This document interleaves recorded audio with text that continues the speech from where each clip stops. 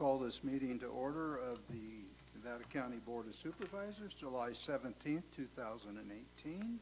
First item of business is the Pledge of Allegiance. Ryan, would you lead us in a pledge? You're sitting in the corner. Pledge allegiance to the flag of the United States of America and to the republic for which it stands, one nation, under God, indivisible, with liberty and justice for all.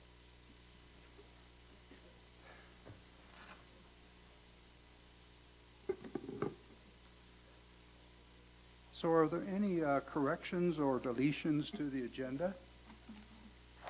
Chairman Schofield, I'm sorry to let you know that Mr. Alonzo Henderson, the District Ranger, Tahoe National Forest, is ill today and he won't be in to be introduced, but he'll be coming back when he's feeling better. Very good. Thank you, Julie. Well, it's not good that he's ill. No, it's not good that he's ill. We're sorry for that. We're sorry for Lon. Thank you, Hank.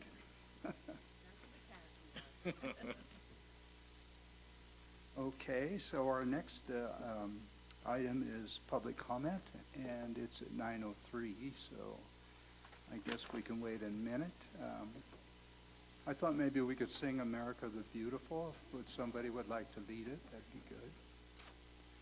Okay.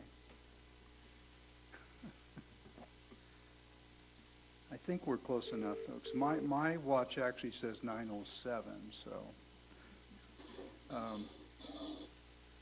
So with Mr. Henderson not being here, we will go to our next agenda item, which is the public comment, and it is now 9:03. Members of the public shall be allowed to address the board on items not appearing on the agenda that are of interest to the public or within the subject matter jurisdiction of the board. If you do have a public comment, please come on down. You have to give us your name, and you have 3 minutes. Okay, seeing none, I'll close the public comment section and move into our consent calendar. These items are expected to be routine and non-controversial. The Board of Supervisors will act upon them at one time without discussion. Any board member, staff member, or interested party may request that an item be removed from the consent calendar for discussion. Supervisors? No. Staff? Public? Okay. Seeing no one, I would entertain a motion. So moved. Second. Motion Supervisor Weston, second Supervisor Hall. Madam Clerk? District 4? Yes. District 1? Yes. District 3? Yes. District 5? Yes. District 2? Yes. Thank you.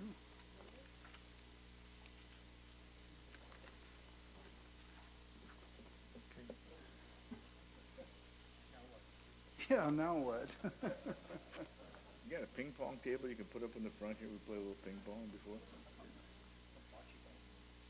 We just don't seem to be able to get this, Julie.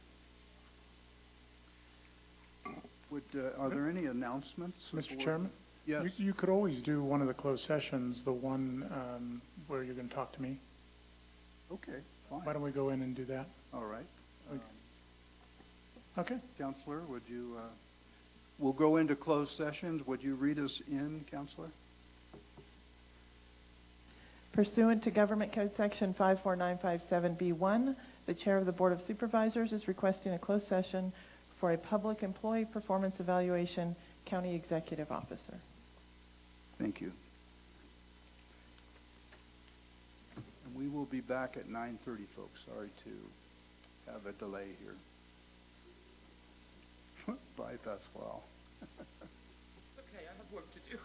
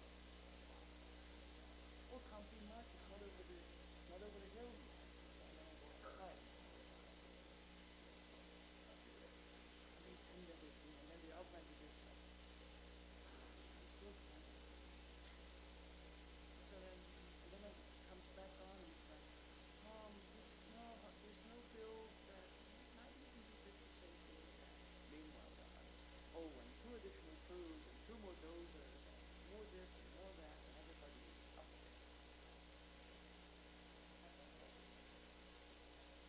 Yeah, you don't see anything on the camera either. Yeah, that's okay. 45 minutes later. Yep, I made it to Rosa. You said you're home. Because when I heard 29 and leave the ranch, I'm like, what's that? Well, no, my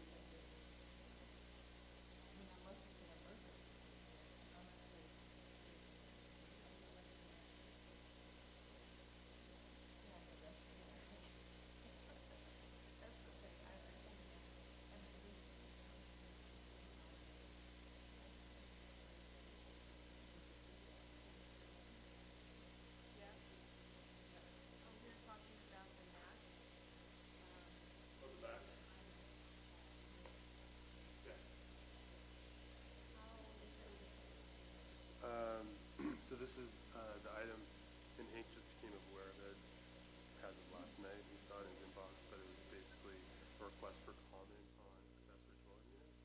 The MAC initially did review, kind of way back, the first thing they would do is review some accessory dwelling units. And so there's a request for comment. The request for comment deadline is before the, 3 weeks before the next MAC meeting.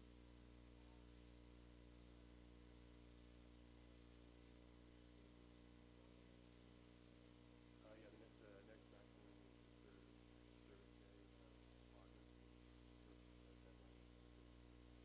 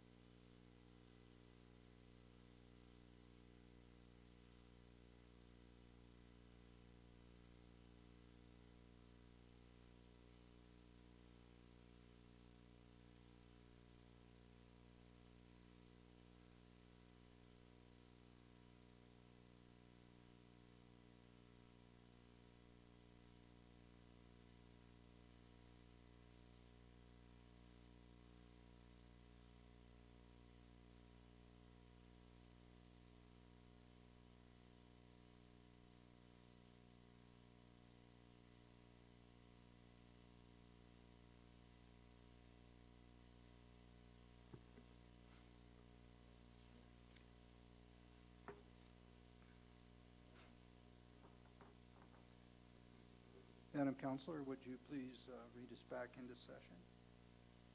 Nothing occurred in closed session which is required to be reported out by law. Thank you. So we will reconvene our meeting, and our next scheduled item is with video conferencing from District 5 Board of Supervisors. Public hearing to consider approval of proposed increases to the developmental impact mitigation fees, AB 1600 fees for the Truckee Donner Recreation and Park District. The proposed increases are based on the Truckee Donner Recreation Park District's October 2013 Park Impact Fee Nexus Study Update and Truckee Donner Recreation and Park District Resolution Number 2018-272. If approved, the new fees will become effective 60 days after the adoption of the resolution. And there is a resolution that follows. Mr. Foss, you want to take? Thank you. Good morning, Chair Schofield and supervisors. That was most of my presentation, but the resolution before you today is an increase for the Truckee Donner Rec and Park District. As you mentioned, the most recent Nexus study was adopted in 2013, and it does contain a provision that allows an annual adjustment for inflation based on the Engineering News Record 20 Cities Construction Cost Index. The last 2 years, 2016 and 2017, the fees were adjusted for inflation. This year, the increase would be 3.61%, which would raise the fees from $1.86 to $1.93 per square foot for a single-family dwelling, and $2.67 to $2.77 for a multifamily dwelling. The Truckee Donner Rec and Park District did hold a public hearing on the fee increase on June 28, 2018, and adopted a resolution approving the adjustment to the fees.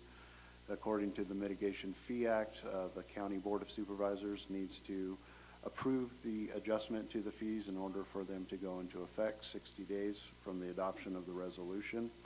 So the staff is recommending approval of the resolution adjusting the fees. Representatives from the district are in Truckee and available along with myself for any questions that you may have. Very good. Thank you, Brian.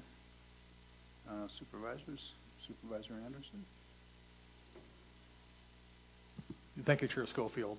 I have no questions. I'll just note that, in my perspective, the Rec and Park District is being fiscally responsible by ensuring that its impact fees are rising at the rate of cost inflation, which means that that they'll be able to finance adequately new projects as they come online. Dan? Hank? No question. Are there any comments from staff in Truckee?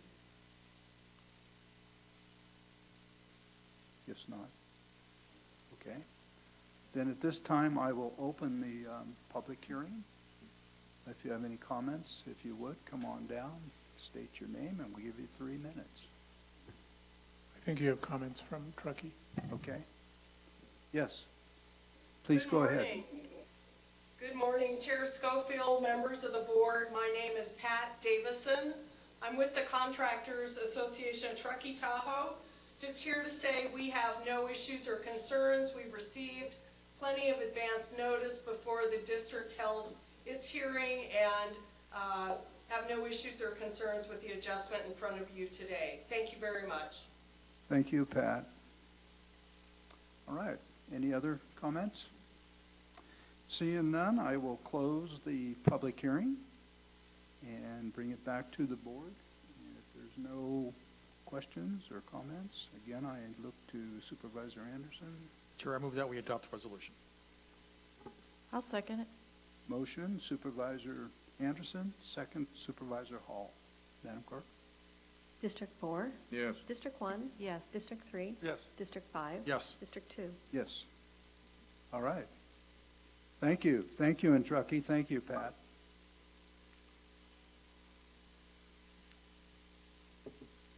Okay.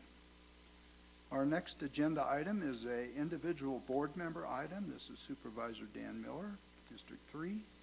Discussion and request for board direction for the consideration of the waiving of county fees and covering the local agency formation commission, LAFCO, annexation, and other costs associated with the River Valley Bank offer for dedication and right-of-way abandonment of Town Talk Road. Supervisor Miller? Okay, the reason I brought this before the board is I think we have a unique opportunity to partner with River Valley Bank and accomplish something that's unsolvable by the county. And over the years, the county has met with residents of Bubbling Wells to try and deal with what is really an unsafe intersection with Town Talk and Bubbling Wells and joining onto Brunswick Road.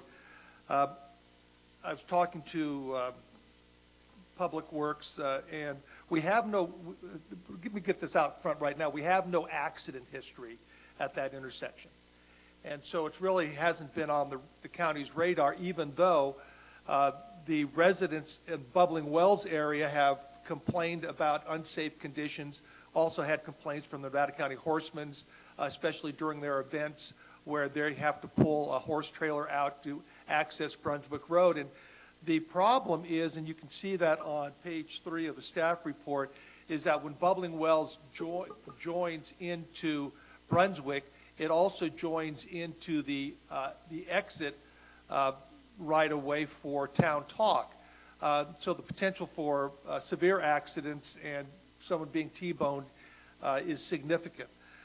I had met with the residents along with Steve Castleberry when I first came on the board, and then I had subsequent meetings with the residents to discuss, what the county could do to deal with the problem, which they have lodged numerous complaints over the concerns with public safety and that intersection.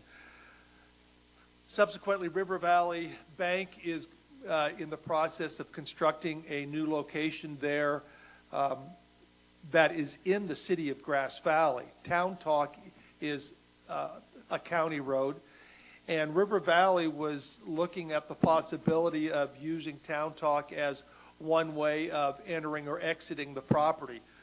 The project, when it was circulated, Nevada County Public Works recommended that Grass Valley condition the project to either one, realign the Town Talk Brunswick Road intersection, or conduct a traffic analysis to verify that additional traffic on Town Talk will not negatively impact the existing intersection. What the bank accepted, they accepted the condition for the realignment and submitted an encroachment permit to complete the realignment, which would cut through their private parcel into Grass Valley city limits. What will happen is the county would quit claim to the bank the portion of Town Talk that would be abandoned in exchange for the realignment of Town Talk cutting through their parcel to basically align with the intersection or the entrance to the proposed Timberwoods, well, actually not proposed anymore, actually align with the Timberwoods entrance across Brunswick Road. So what we're looking at is something that's it's unusual. I mean, the county doesn't have an official policy of waiving fees, but the bank approached me and asked me, because of the cost and the public benefit of going through the realignment, is if the county would partner with them and either waive county fees and do work that would probably be called soft costs if they would complete the realignment. So the realignment, they just came back with an estimate to complete the realignment of $90,000, which doesn't include some geotech services that still have to be included, additional engineering from SCO, and also doesn't include $2,000 for the city of Grass Valley to annex. So what I'm requesting is the board take a look at and give direction that we would waive the easement abandon fee of $1,214, once the application is submitted. I'm asking the board to consider covering the $2,500 LAFCO annexation fees. Now, that $2,500 is a deposit, and then LAFCO works off of that deposit, and according to LAFCO staff, typically with this small annexation, there would probably be money refunded out of that $2,500, and also take work and handle the $300 Board of Equalization annexation fee. Also, looking at county staff to remove the asphalt and road debris from the abandoned easement or the abandoned portion of Town Talk Road. That would be a soft cost. We estimate about $5,000, but it's still a cost. And then prepare Public Works budget amendment with general fund monies in the amount of $4,014, which is an easement abandonment fee, LAFCO fee, Board of Equalization. This is something that we've never done, but I think that there are extenuating circumstances that I think we need to step out of the box on this. Because I think what we're looking at is we're looking at a safe intersection now, public safety. We have a realignment of Town Talk Road. We have the residents of Bubbling Wells. We have the Horsemen's Association not worried about traffic issues at that intersection.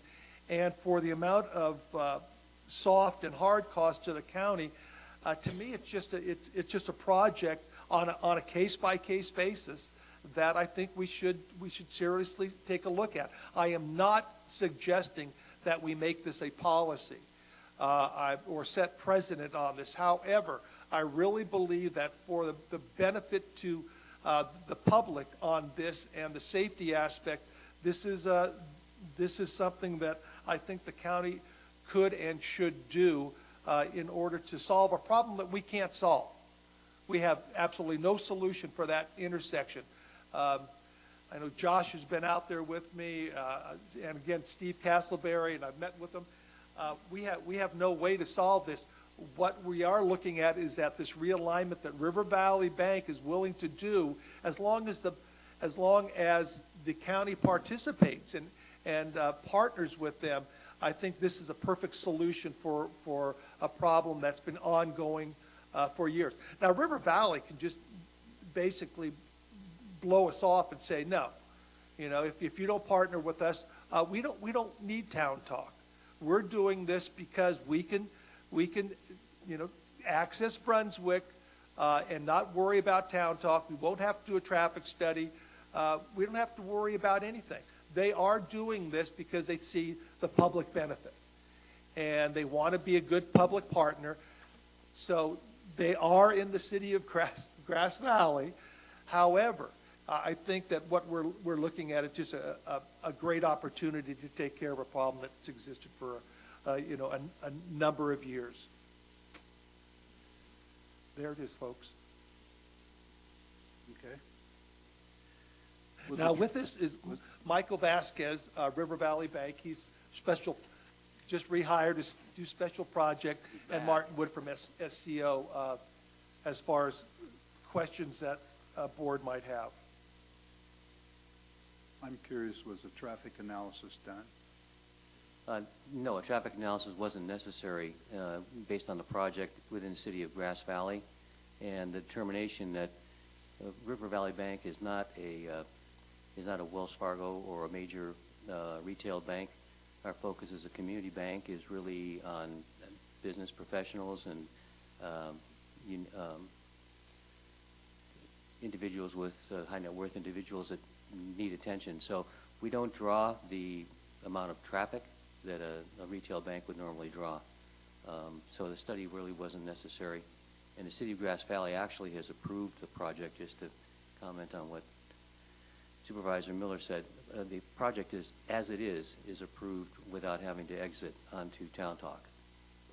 The bank just thought that having a secondary exit would be interesting to consider, and what would it cost, and how would it either benefit the project itself. And John Jelovich, our president, would normally have been here, but he's also chairing our board of directors meeting, in which this subject is being discussed as well. Initially, when we looked at the feasibility of doing this, the cost seemed to be more in the $35,000 to $40,000 range, including fees. But as we got more clarity in it recently, the price to really do this project is now escalating above $100,000.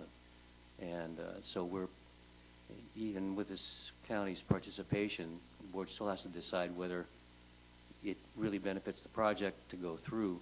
But we do recognize that it does solve some problems that the county and the residents of Bubbling Wells have been dealing with for quite some time. So we're here asking for the county to participate, consider participation, and to what extent. And then, of course, it's going to be up to the bank's board to decide finally what their options are. So, Mike, I'm sorry, did you identify yourself? Would you do that? I'm Mike please? Vasquez. I'm with River Valley Community Bank, and I'm a Senior Vice President and Special Projects Officer. Okay.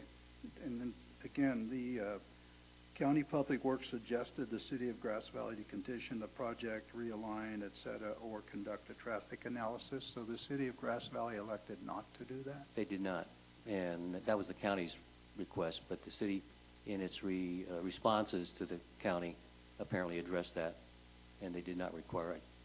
I can add to that as well. So the city said it wasn't an issue? Would you identify yourself, Mark? Yeah, this is Martin Wood with SCO Planning and Engineering. Basically, where it ended up in the conditions of approval is we had two options. If we don't connect to Town Talk Road, the project meets the fire requirements in the city of Grass Valley with only a connection to Brunswick Road. So if we don't connect to Town Talk, we don't have any additional impacts to Town Talk, and there was no need for doing any traffic analysis. The bank, you know, as Supervisor Miller described, they wanted to be a good public partner. They wanted to do the realignment. Both the city wanted that as well as the county, and they thought if the cost came in good enough, they wanted to go ahead and do that a realignment aligning with Timberwood. So it was an either or. It was either fix the realignment and make it a better situation, or the county wouldn't give an encroachment permit to Town Talk and we wouldn't connect to it. So we're still kind of hanging in the balance right now. The bank is making that decision of whether to make that ultimate connection or not, just because costs have gone up. And a couple things I'd just like to add for your consideration that's a little bit unique to this piece from other projects. Town Talk, for instance, you know, is in its existing state really isn't safe. You know, normally an intersection at the maximum angle where it comes into a roadway is about 30 degrees askew. I think if you look at the current situation, Town Talk's more like 60 or 70 degrees askew. So it's almost a high rate of speed of people coming off Brunswick Road travel right onto Town Talk in its existing condition. And I think that's what the neighbors have expressed concern in the past. The other thing that's unique to this, in the whole, if it was all in one jurisdiction, it wouldn't really be as difficult as far as different applications. But the fact that it has both the County of Nevada and the City of Grass Valley and the large amount of frontage based on the shape of the project, it really does add a lot of improvement costs that a project normally wouldn't have to bear. So we really do think the bank, if they choose to continue forward and pay those additional funds and those improvements, they've kind of gone out of their way from the norm of a normal project.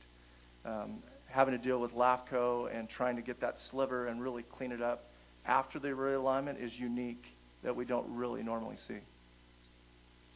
Thank you, Martin. Questions, Supervisors? Heidi? Thank you for the for explaining some of that. I mean, I feel kind of bad. I feel like your guys are getting caught in between, a place you probably shouldn't have to be. But it's sounding a little bit to me like Grass Valley should have made the conditions what needed to be done, and that would have been part of the project, and you would have done your negotiations with the city. I'm not clear on what the extenuating circumstances are that should make us waive these fees. Well, Town Talk and Bubbling Wells, until they hit Brunswick, is all county road. And so it's the county's responsibility as far as that intersection or any road improvements. We hit Brunswick, and then the city becomes involved also. And so with the realignment, as you can see where it comes, it's about 300 yards up from where it would normally be, Heidi. And so that means that Bubbling Wells and Horseman's would have the only two that would access at that current location. And then everyone else, when you fly off Brunswick heading uptown Talk, they would go another 300 yards before they can access Town Talk. Now, the residents have already relocated their mailboxes because their mailboxes were on Town Talk, but they relocated them away from where they are right now. So that's the reason. As far as Grass Valley, it would be nice if Grass Valley would waive that $2,000 LAFCO fee also. But LAFCO isn't something that we have to accomplish right now. But what we would need to do is simply provide direction.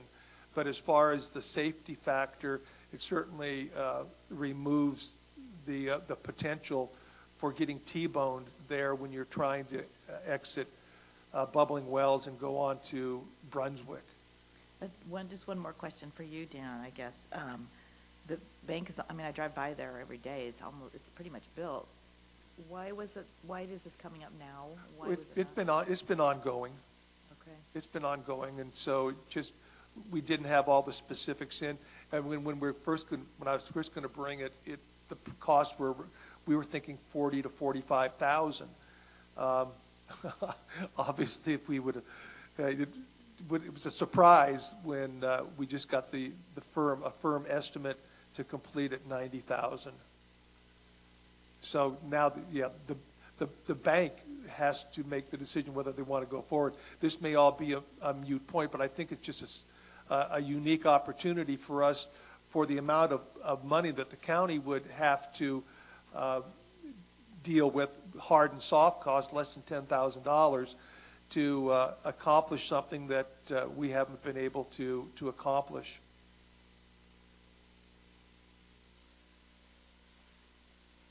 Thank you. No problem. Richard? Thank you, Chair Schofield. I'm going to be a little methodical, so apologies if it gets kind of boring. And I guess I have questions for Public Works staff. And Dan, feel free to elaborate your perspective if you'd like to. So if someone could come down from Public Works staff, or should I ask Jeff Thorsby? What's the proper protocol here? Because I think Jeff wrote the staff report.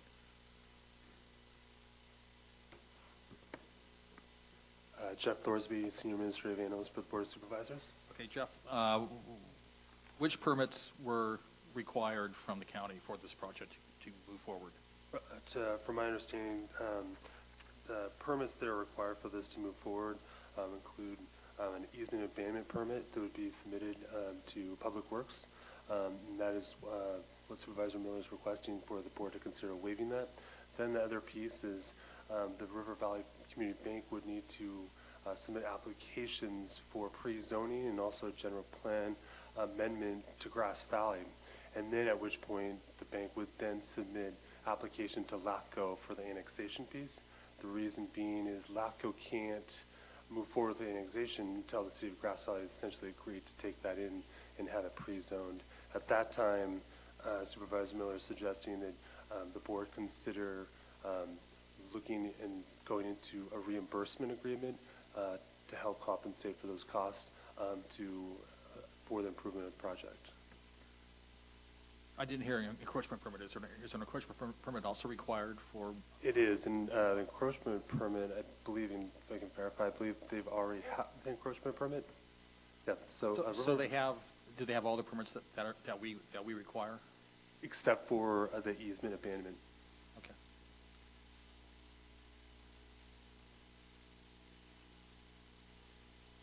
So just to clarify, Supervisor Anderson, the county has only issued the encroachment permit at this time. Okay. And what conditions were on the encroachment permit? I'm going to have to defer to Public Works. So Tricia Tillotson, Director of Public Works. The encroachment permit has our standard conditions, including traffic control. They submitted a plan as well showing the realignment. So it has conditions such as what the road would need to, how it would be constructed, storm drainage, how that would be addressed, and so forth. Okay, but in essence, to have an encroachment permit, they needed to realign the road. Yes, that's correct. And that's the purpose of the encroachment permit. Correct. Okay. And if I recall, the city of Grass Valley was requiring at least dedication of an easement. They weren't requiring, or they weren't specifying necessarily that the roadway be realigned, but they wanted the ability for it to be realigned in the future. If I read the staff report correctly, is that correct? That's correct.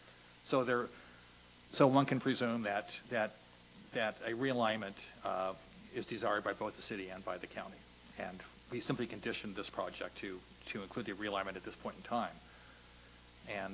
And apparently the bank agreed because it's being built. I mean, I drove by this morning and I saw a curb, which is part of the realignment that had been put in place. So it's happening. Are those conditions out of the ordinary for county projects? No. They're intended to promote or to improve roadway safety, I presume? Right. If you were to connect a new project to a roadway where we had a concern, a safety concern, we would condition you to either improve it or do a traffic study to tell us what type of improvements are necessary.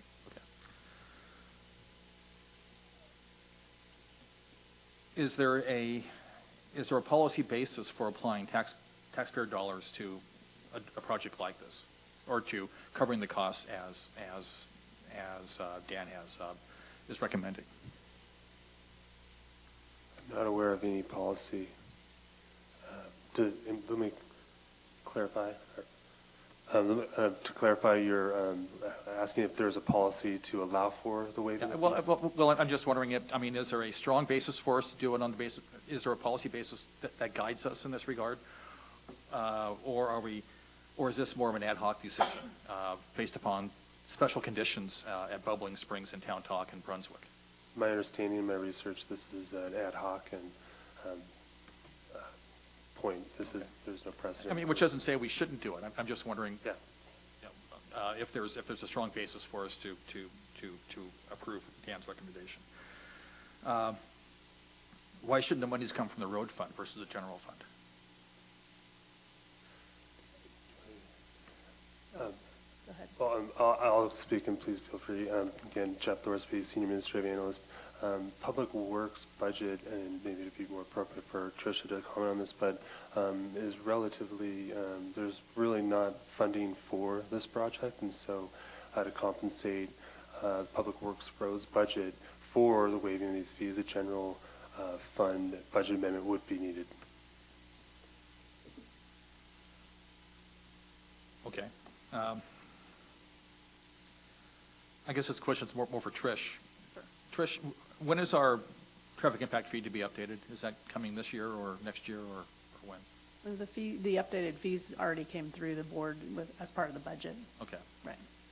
So, and remind me, does Nevada County typically include, in its fee program, does it include projects that are intended to enhance traffic safety I mean, level of service, of course, is the primary purpose of the fee, but some jurisdictions also include safety improvements, recognizing that as traffic flows increase, turns become more difficult, and that could certainly be the situation at Brunswick, Bubbling Springs, and Town Talk. Do we include those kinds of projects in our traffic impact fee program? They are certainly a component of it. So our traffic mitigation fee program includes many intersections throughout the county, not this one, however. And why wasn't this one included? It did not meet the criteria. And those criteria are? Well, we look at level of service, like you mentioned, so it didn't have the number of vehicles necessary to improve the intersection, accident data, and so forth. Given that we required the realignment of the road in order to have secondary access, that's going to increase, of course, traffic on Town Talk. There's also some vacant, I think 3 vacant parcels upstream, up the road from this project. And my understanding is that they could generate as many as 65 housing units, which would also have a traffic impact. Does the staff anticipate that that impact will not rise to the level of a level of service impact on Brunswick, or likewise won't have a significant impact on traffic safety? It's not in the near horizon, so I would say as those projects come forward, they would have to complete traffic studies, at which time we would then be evaluating what's needed to improve the intersection. Okay, but in essence, we're asking the applicant to finance a traffic improvement that will likewise benefit additional development up the road once projects are proposed for those properties. It could potentially, certainly could help other developments, that's correct. And is that a fairly common occurrence elsewhere in the county? Yes, first come, first served generally. Okay.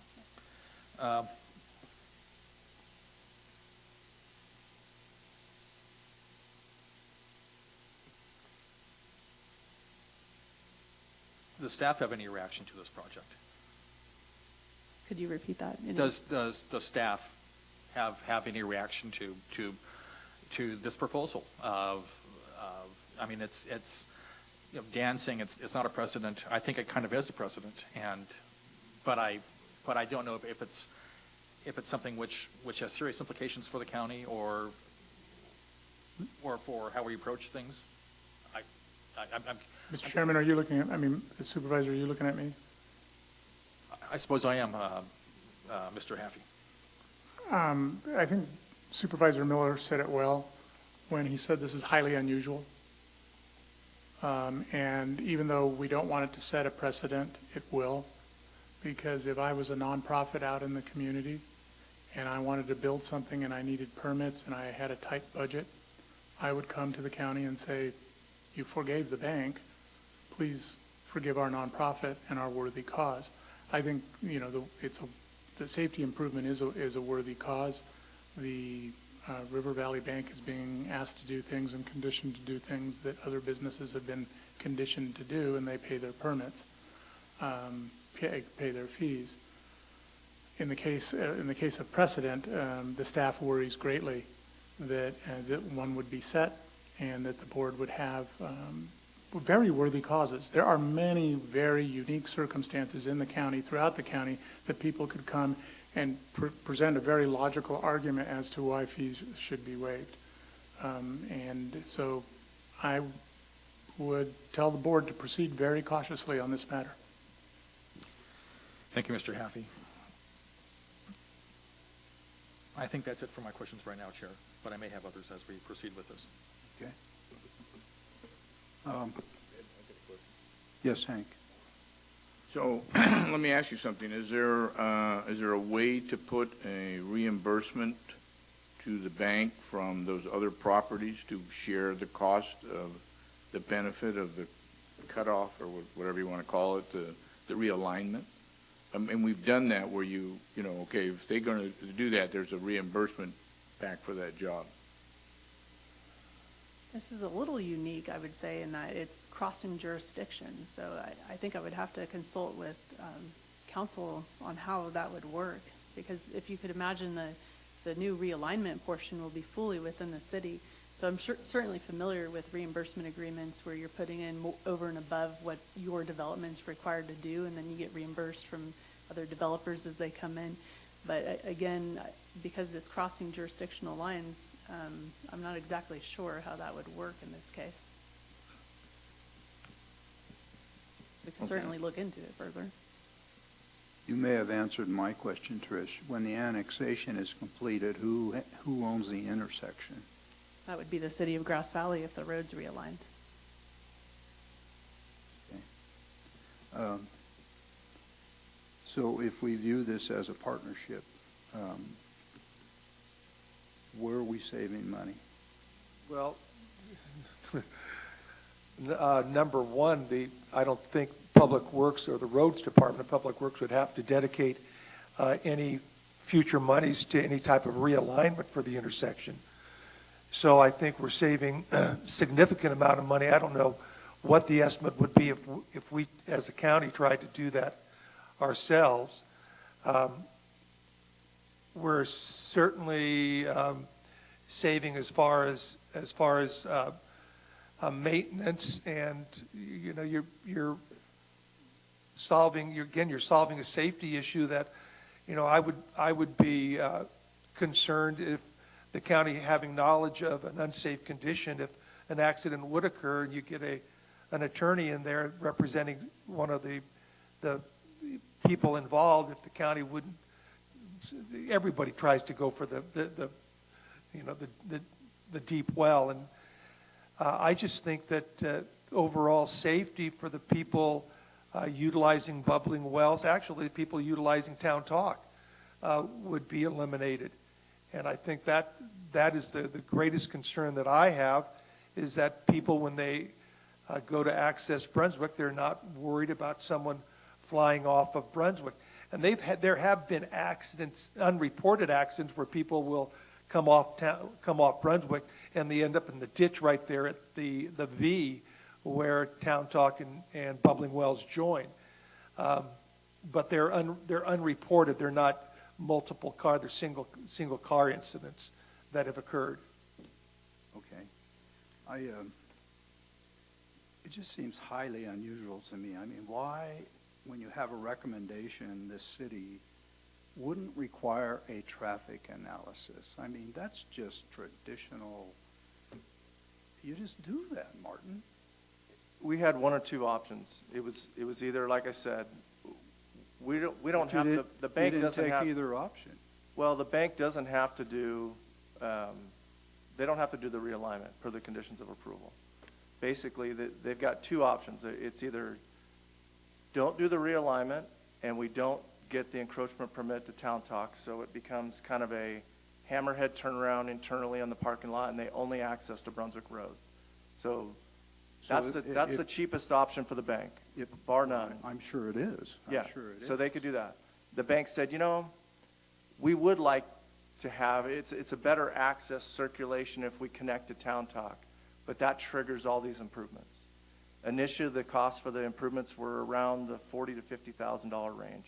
The reason the costs have gone up considerably is during construction, and anybody that drives by there regularly, you can see some of the subsurface soil, and maybe being next to bubbling wells, they had some wet subsurface soil, and some of that added to some of the costs in there that increased on that for the realignment.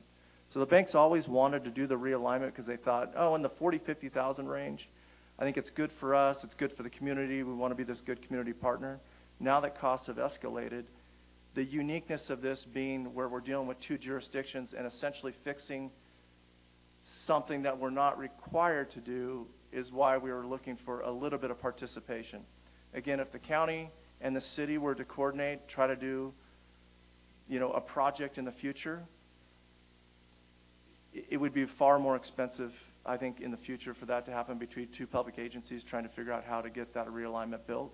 Whereas right now, as part of another development project, we kind of looked at it as, far cheaper for the county to help participate now, and the county, like the bank, Mike can speak to this, but the bank is making a decision right now whether they're going to abandon the realignment or not, just because costs have gone up, twofold. So that's where we're at. I mean, Well, the question again comes back to, all right, if they don't do that, who ends up with two entrances onto Brunswick? The annexation. Grass Valley would have the existing? We've prepared an irrevocable offer for dedication for the new right-of-way and already submitted to the city of Grass Valley. They're checking the new right-of-way offer. So that right-of-way will be recorded regardless. That's a condition of approval. But the physical improvement and the realignment with Timberwood Estates across the way doesn't have to, the bank doesn't have to build that. That's not a requirement. I'm just asking, whose intersection does it become? It becomes the city's. So then the county will no longer have to maintain it. So why wouldn't the city have said, do a traffic analysis? Everybody knows it's an issue. I've listened to the residents that live up there. I want to support them, but normally that would be your cost, Mike. Well, traffic analysis with regards to what is the bank going to bring is insignificant because, again, we're not going to be generating a lot of trips to the bank. So if you go back, I think if you was to read their rationalization, the number of trips that the bank itself would generate does not warrant going to a traffic survey. I believe this traffic survey was the county's requirement. Seems to me when you have a left-hand turn lane into your establishment and then another left-hand turn lane, how far? Not that far. Grass Valley was not looking at this very good is the way I see it. And Well, I don't think we're really here to discuss what Grass Valley is doing. Well, Grass Valley's done this to us. Well, I know. The thing is, if the bank does not access Town Talk, they're not required to do a traffic study, and they're not required to do the realignment. And so it's just become status quo then. We just are what we are, and that's the way it would continue. And so, and the bank can do that. They can just say, no, what they're trying to do is not proportional to the traffic generation that they would have. It's highly unusual that someone would do a project that proportionally doesn't pencil out that they would be required to do something like that. The reason they're required is because of the access to Town Talk, or the condition is that they access Town Talk, which we find out that they don't have to do. And so do we participate? Do we partner with them and do this realignment and solve the safety issue? Or do we just say, no, we're not going to partner? The bank walks away saying, okay, we won't access Town Talk. There's no deal. And for the amount of costs that we're looking at, I mean, it's so small that if we attempted to do it as a county, the cost would be significantly higher. I just thought this was a great opportunity that if we pass on it, we lose it, and the intersection is going to stay the same. Richard. Supervisor Schofield, just to clarify on the traffic study issue, the bank with a right turn movement or minimal movement out of the parking lot onto Town Talk, that's a minimal number of trips. That's not the reason for a traffic study. The main thing with the realignment of doing an analysis there is to ensure that there's safe sight distance and making the intersection safer. The existing Town Talk askew angle is the substandard thing that exists now. So where a new realignment occurs, if you stand out there, it's almost at the perfect spot where it intersects, where you see maximum distance in both directions. So there really isn't a study necessary for the number of trips, and the new realignment as it's designed is far safer. So just to clarify that. Those historical roads, Ed, that we run into occasionally. Richard. It's clear that the realignment will enhance traffic safety. That enhancement might be minor, it might be major over the course of time. With regard to whether or not we should pony up money for it, I think CEO Rick Haffey has made some excellent points. It's a precedent which will affect all of us on the dais, because we will have. I've already had nonprofits coming to me to have fees waived for other projects, and I've said no, we don't do that in Nevada County. That pressure will be heightened if we approve this recommendation. Supervisor Weston raised the issue, or raised a potential solution, which is to have future development up on Town Talk reimburse the applicant for their costs. I think that's a great idea, and I think that if we can have county council work on that and formulate an agreement which we could adopt, that's perhaps the best approach to this. It means that we don't have any money coming out of the general fund, and our general fund demands are multiple and always increasing. And it also ensures that the improvements are internalized to future development, this project, and what might happen up the road also. If I could, Richard, I would have some concerns about that setting precedent as well. This would require staff time for something that we require that happens in every other development in the county. So I have I have concerns about the precedent of this. And again, I think that sort of the bank kind of got caught in between here. But I would have also concerns about creating a new option like that, which I hear you makes some kind of sense, but that, again, would be then a policy decision. Well, I guess the questions for county council, would creating a reimbursement agreement be something out of the ordinary for the county? No, we do that from time to time. We create an area of benefit and then identify the proportional costs that each of those property owners should be required to pay. Is that something which could be done here, given that we don't have any proposed development projects on Town Talk other than this, but we do have vacant land which could be utilized for residential and which would have access, ingress and egress onto Town Talk? I'd have to sit down with staff and kind of take a look at what is going on in that area and what might be developed in the future. It's something we could explore. Can I make a comment on the, I understand not wanting to set a precedent on waiving fees. I think in this particular situation and in any future situations, is this a public benefit? Is it solving a physical need for the county, as in a road and or some other property improvement that's not related directly to the benefit of a nonprofit looking to have fees waived because they can't afford it?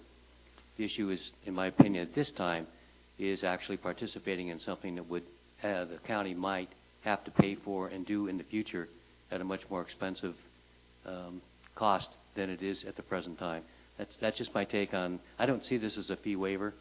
I see this as a participation in a public project. And also to answer your question about the curb and gutter that's in, we have the option at this particular point. That's why it's critical to find out who's going to participate and to what extent.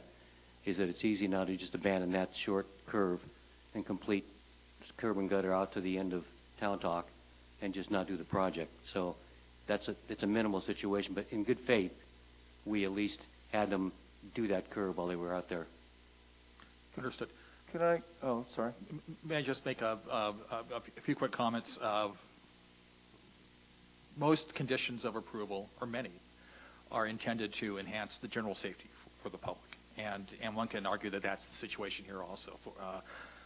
It's maybe a larger sort of improvement than it's typically applied to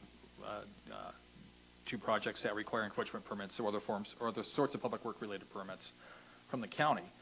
But the fact that it enhances public safety is a given, and it's not something which should require the county to help pony up additional money for. Which is what's being asked for. I mean, whether the taxpayers are financing something through fee waivers or being asked to finance something directly through this proposal, it's still an allocation of taxpayer money to a private project. And the question is, are the benefits that are derived proportionate? And also the question is, as we've just heard, what might this mean for other projects down the road? And what sort of pressures will it put on the county with regard to dealing with similar complaints and concerns about the size and cost of improvements that are being asked through the permitting process? So, my perspective, I suppose, is at this point is and one of the concern is that this is the sort of project which doesn't rise to the level of being included in our traffic mitigation fee program. Whether it should or shouldn't, I don't know. I haven't read that report recently, so I don't know if there are omissions that might be dealt with through other means, such as through this. But the fact is that we can't use traffic impact fees for this improvement. And it's an improvement which is a result of the desire for secondary ingress and egress off of Town Talk.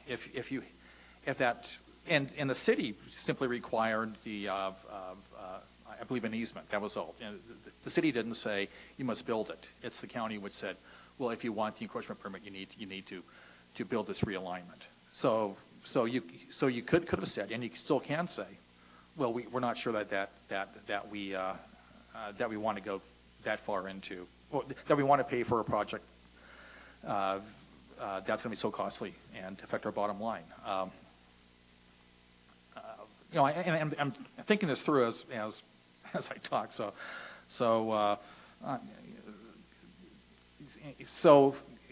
yes, it provides benefit. Yes, the precedent will create issues for the county in the future. And yes, there is an alternative financing mechanism, which is to have the applicant reimbursed over time as development occurs up the road. From my perspective, the latter is the preferred solution, because it means that we aren't dedicating taxpayer monies to something which one can view as being a typical condition of approval for a development project. And apologies, Barton, you were going to say something. Yeah, I just wanted to, maybe this helps clarify the issue. The bank is essentially borning 100% of the improvement cost of the realignment. 100% of, the curb and gutter return, the asphalt, the subsurface work, the new culvert, 100%. Bank, if they choose to continue forward, it's designed, it's already approved by both the county and the city. They build it, they bear 100% of those improvement costs. I think the only costs that we're talking about today, and this goes back to the uniqueness and not creating a precedence, is that if they build it and they give the new right-of-way to the city of Grass Valley, that 30-foot right-of-way that exists right now that the county owns, of Town Talk that's left over, it basically has the bank owning a 30-foot strip that is half of that strip that's left over is in the county, half of it is in the city, and they end up with an unusable portion of their land. So basically what the bank is asking with these costs is to help clean up the right-of-way issue. It's not an improvement issue, it's more of a clean up the right-of-way land issue. And we all know on different things that work between jurisdictions, the cost would far exceed that if the county was coordinating with the city on their own behalf, trying to create those various documents and abandonment. Most of the costs that they're looking to recoup is the stuff that the board's going to charge them for the abandonment of the right-of-way itself and the engineering costs to review those documents. So we're really, almost 100% of this that we're talking about is just dealing with the right-of-way cleanup that's left. It's not the improvements itself. So that's what I find unique on this. And the only other thing I think that was left in the cost there was the removal of the surfacing that's left on Town Talk. And it's kind of a maintenance thing. I think it's a win-win that the county no longer has to maintain that section of Town Talk. And the 300 feet of the realignment is now borne by the city of Grass Valley. So there's win-wins here, and this is a unique situation. And I think that's why the bank even decided to come and ask this question, because their costs have exploded. They still want to bore this and do this, and they think it's more of a public benefit than for them. But they're right on the cusp here of whether do we just pave the Brunswick portion and move on, and somebody can pick up the pieces in the future. And I don't know about those. Reimbursement agreements are great. They usually have a 10-year horizon, then they go away, and I would say more often than not, they don't bear any fruit. So, and you also, the type of dollars that we're talking here, might spend half the amount of that money just generating a reimbursement agreement. So, I mean, we're not, I know it's a big deal, but in a sense of the amount that the bank is borrowing, we thought it was a win-win for both the county and the bank and the public at large.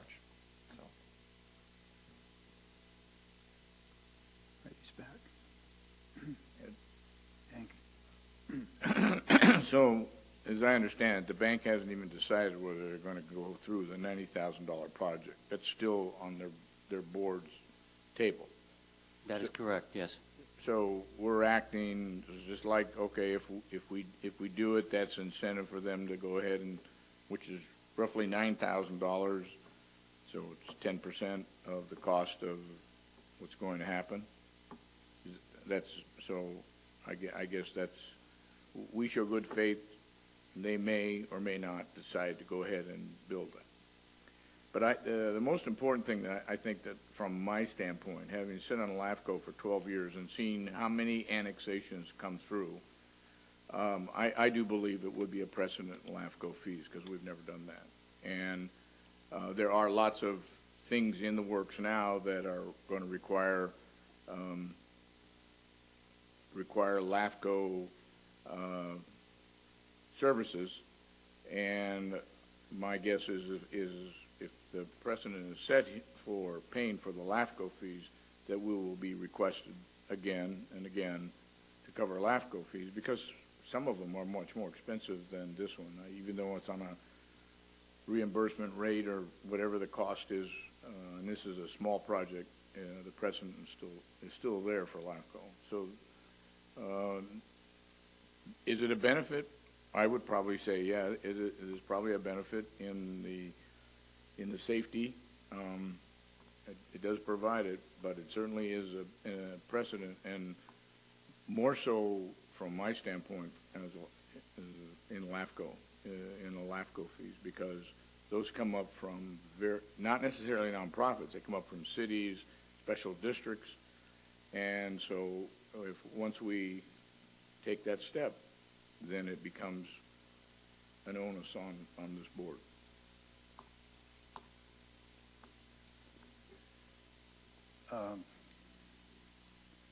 Yeah, so regardless if you proceed, the direction you proceed, you would still have the LAFCO fees, am I correct? No, I mean, The annexation. if we grant a new right-of-way,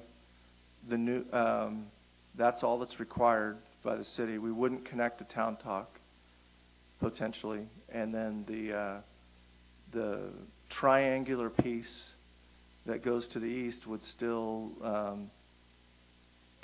the 30-foot wide would still be County of Nevada, and the rest of the property would still be City of Grass Valley. I mean, that really what this comes down to is we're caught between two jurisdictions, and the realignment, they've borne the majority of the cost, but it just gets expensive when you're dealing with, seems like a small issue, but it actually gets complex in the transfer of land where you can get it in a usable form that the bank can use. Well, I think a big issue that is in play here is this timber, whatever it's called, Timber Creek or something. It's cut the road in. This doesn't show on this map per se, but it's basically, it comes right across from this realignment. So and one of the issues is without the realignment, now you've got people exiting and coming in here, and people, I'm assuming if the realignment didn't happen, then you'll have people, and I don't know what the footage is, but it doesn't, I don't know, 200 feet or something. Well, 90 and 90, yeah, 200 feet. So you've got all these dumping onto Brunswick Road from different locations. So that's what I said. From a benefit standpoint, safety, it probably makes sense. The precedence is probably the herder. And if I was going to spend $90,000, I certainly would try and get my $90,000 back, because it benefited all these other people farther up the road at some time. And then, yeah, most of them are residential. They're not going to be commercial. Martin, just clarify. Yeah. The bank itself, as it's being built right now, is in the city? Yes. So the annexation is primarily that small section there? It's the 30-foot wide right-of-way that gets abandoned. It's virtually unusable if that strip is in the county, because when it's adjoined with the city property, you can't do anything with a 30-foot strip. So that's what they're trying to do, is take it from the county through LAFCO to make it in the City of Grass Valley. And then also abandon the rights to a road, so then they can utilize the majority of that land in the future. Thank you. That helps. I thought the bank itself had to be annexed in. No, bank's already done. Is it fair to presume that at some point, I mean, given that the city is requiring already requiring a dedication of easement for that realignment. Shouldn't we presume that at some point it will be realigned and probably at the expense of the bank over time? If I had my crystal ball, situations like this, I think the right-of-way will be there so it can be built in the future. But somebody's going to have to be motivated to pay the future dollars of that realignment, whether it's 120, 150, 200,000. And I would think that it would take a significant project further up Town Talk if one of those pieces could bore an offsite improvement like that, because they will be required. They'll have enough traffic onto Town Talk that would require that potentially, but that could be 20 years out. I mean, it's hard to gauge. Yeah. Okay, I want to open this up for any public comment also. Are you guys comfortable if I open this to the public at this point? If you would, if you have some comments, if you'd just come up and give us your name, and you will have 3 minutes.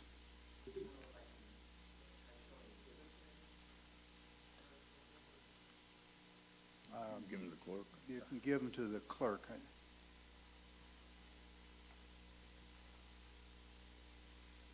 And she'll give those to us in the future there also.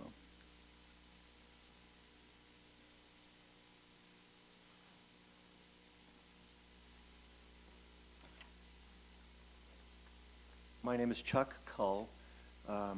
Formerly had the firm Holdridge & Cull, geotechnical engineers. We did the work on the River Valley Bank, and I do a lot of public works projects with Josh and Tricia. I'm also a resident off of Bubbling Wells at 12178 Borum Mine Road.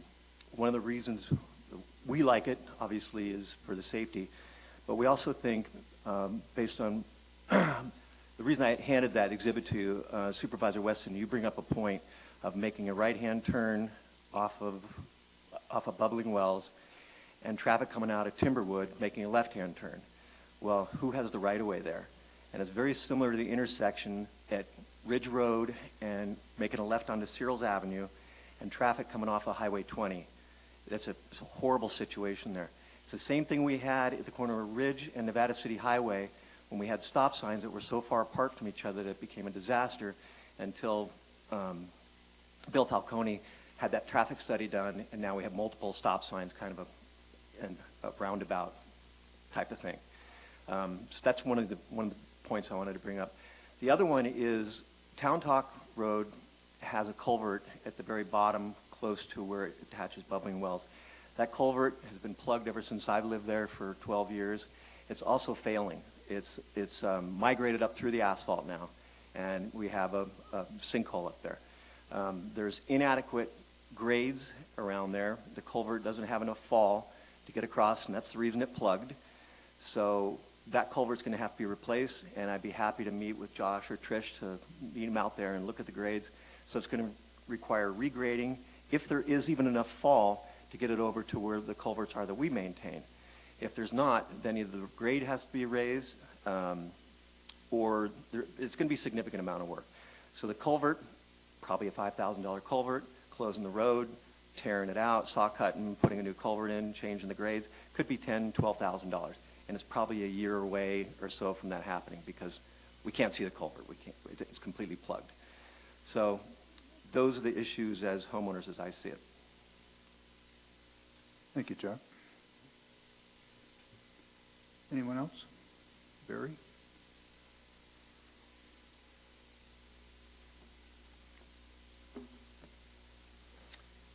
Yeah, I'm Barry Charner, and I am a resident on Bubbling Wells Road. I keep hearing the name Town Talk Road as if there's something that's important about Town Talk Road. Town Talk Road has 4 residents, I think, is all that there is. When Town Talk Road goes up the hill, about 100 yards later, there's a turnoff that goes on Old Tunnel Road. Those two roads meet about a quarter mile up the hill. So there's nowhere that we can go on Town Talk Road that we can't access by going up Old Tunnel Road and we do that all the time.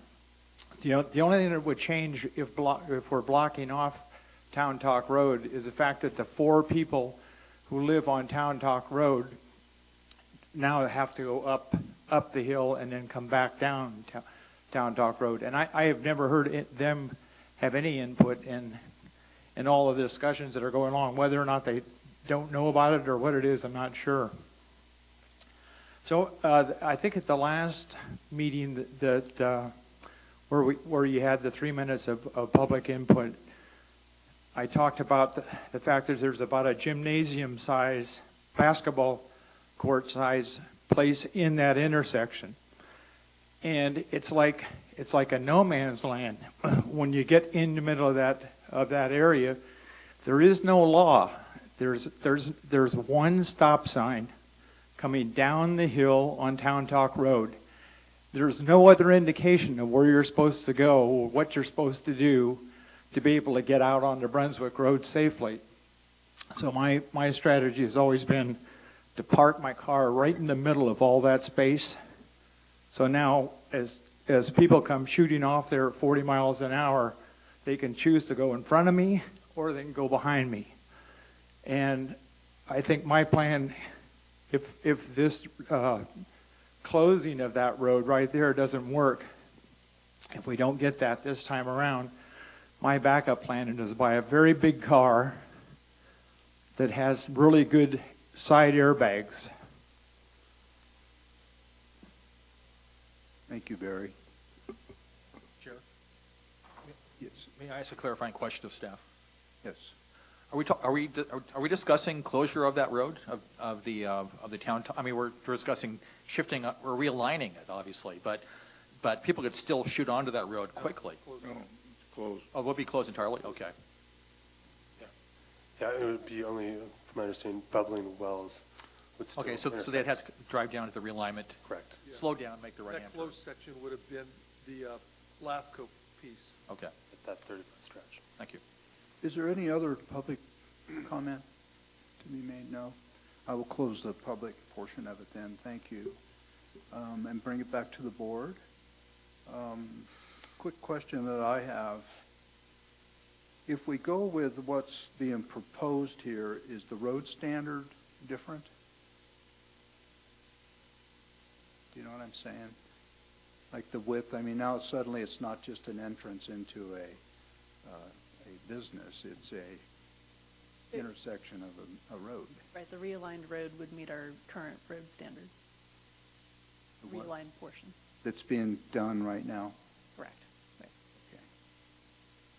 All right, that helps. Supervisor Schofield, let me just finish by identifying a timeline that was put together. What I'm asking, is that Public Works prepare a budget amendment, that Public Works prepares and enters into a reimbursement agreement with River Valley Bank, that River Valley Bank submits easement abandonment application, that Public Works waives the easement abandonment fee, that River Valley Bank starts the annexation process with Grass Valley, it includes pre-zoning and general plan amendment, that River Valley Bank starts annexation process with LAFCO, that Public Works reimburses River Valley Bank per agreement, and that Public Works removes asphalt and road debris. So Public Works would come in and remove the asphalt on the abandoned portion of Town Talk and stockpile that asphalt for future use by Public Works. And that was the $5,000 soft cost that was included in the recommendation. So your estimate of total cost to the county would be roughly $5,000? Yeah, about $44,014.07. That would be the hard cost. Well, you mentioned hard costs and soft costs. What's the total potential cost? $9,014.07. $9,000, okay. Soft and hard cost.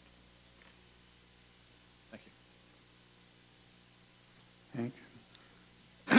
Well, I'm going to just throw this out as maybe a different alternative or a different option.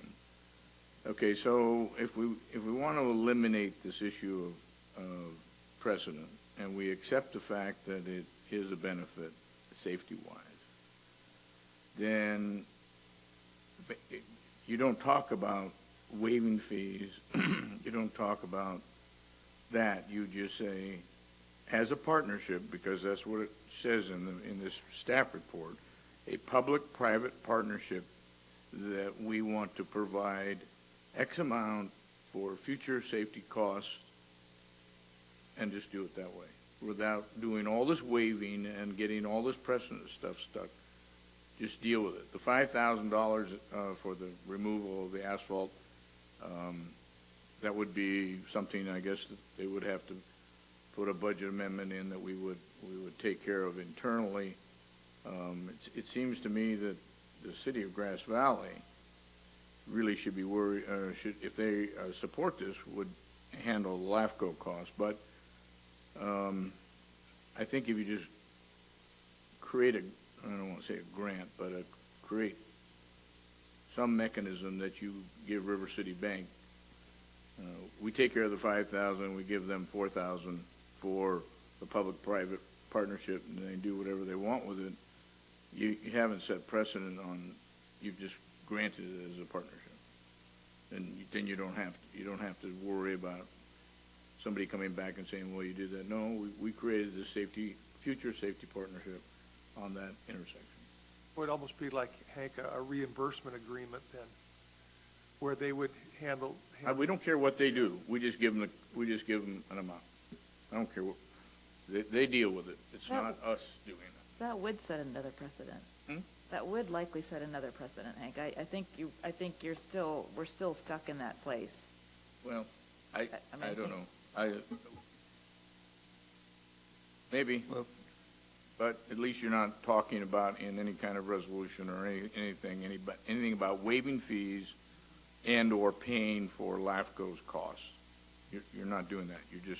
You're saying, and I guess that depends on whether the bank decides to go forward. If they say, nah, $90,000 is still too much, then maybe it's predicated on that. If they do the realignment, we'll take out the material, and you're right, we can use the material in other field jobs, and so that's a benefit to us.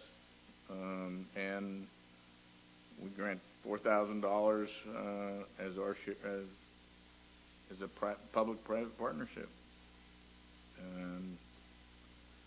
I don't know. I'm just trying to get to a place where we're not setting waiving fees and paying LAFCO fees. That's because I just don't think we should be doing that. But I do see the benefit of the job. So. Well, and I do too. And what I look at here is the precedent is of major concern. But also look at the fact that we have a dangerous intersection here. I don't think there's any question about that. For $10,000, we can fix it. There's something to be said for that too. Chair, a question for staff. Let's assume worst case, and the applicant decides not to act upon the encroachment permit and not to implement the realignment. Are there other actions the county can take to enhance safety at that intersection? The existing intersection is very challenging, and I would say the existing intersection I would recommend leaving as is until a realignment can be constructed. Isn't an issue, though, people at speed transiting from Brunswick onto making a right-hand turn onto Town Talk or Bubbling Springs, I suppose, and creating a traffic hazard? That can certainly be a concern, but the existing configuration doesn't lend itself to our normal type of improvement. So striping or whatever could. It would be very challenging to do. Thank you. Okay. You ready for a motion? No, well, I had a question for County Council. Is there a way we can create participate in a public-private partnership without waiving fees, without doing all of that hocus pocus, and just take care of our 5,000, whatever the cost is with Public Works, and grant the bank, I guess, that's, because that's the guy who's putting it in, a fair share of, we think it's a fair share of the realignment, without setting any precedent. I mean, without even talking about the rest of the stuff. If the board finds that there is a public purpose, they could enter into an agreement to help pay for this cost. It would set a precedent, though. There's no way to do it without setting a precedent. So the bank would pay the fees and then receive a reimbursement from the county? It can be structured in whatever way makes sense to the board based on the public purpose that you find. I will point out that part of this application is to abandon roadway with the purpose of creating a separate developable lot that the bank would then own and could use that lot to help offset its costs of realignment, as I understand this proposal. Yeah, And that is a contribution that the county would be making. Yeah, so they're giving up, for the realignment, they're giving up a certain amount of space. Okay, they're giving up 4,950 square feet for the realignment, and the abandoned portion is 5,736. So basically we're swapping land. Maybe if I may, I'd like to follow up on what Ellison just said. So is the parcel being created at the southernmost point of the property, just south of the proposed realignment? So they're getting a parcel which at some point in the future could be utilized, could be built upon, generate revenue for the bank, for the property owner. Okay. Chair. Are you addressing, are you asking that No, question? I'm asking staff because we're through public comment. Yeah, that is my understanding, and if you look at the plan, they have ghosted in what looks like a small building, possibly a drive-through on that property, which is usually done in the land use context to demonstrate that the property can be developed. Okay. What page is that? That's page 3.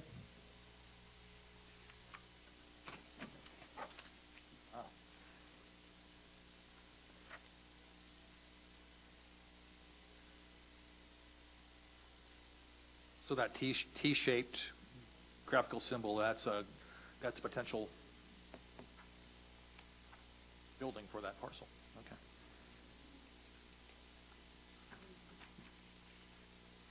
Yeah, it does create a more marketable piece of property, Richard, yes.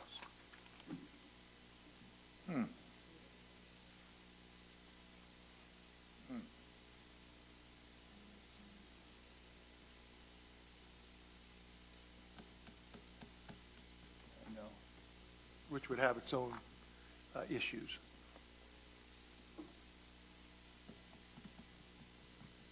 Are we ready to vote on this, or you want to table it?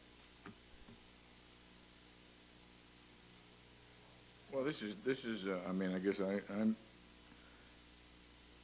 how big is that parcel? Which one, Hank? The new one created by the little triangle, or whatever you want to call it? I don't know. I thought you said it was 59. No, the square footage of the roadway that would be abandoned was 5,700. 5,700? 5,736. And the new realignment is 4,950. So you're cutting the 4,950 through there, and we're giving up 5,736. Well, you can't build much on 5736. I don't know what you would burn. Let's see, that's not even.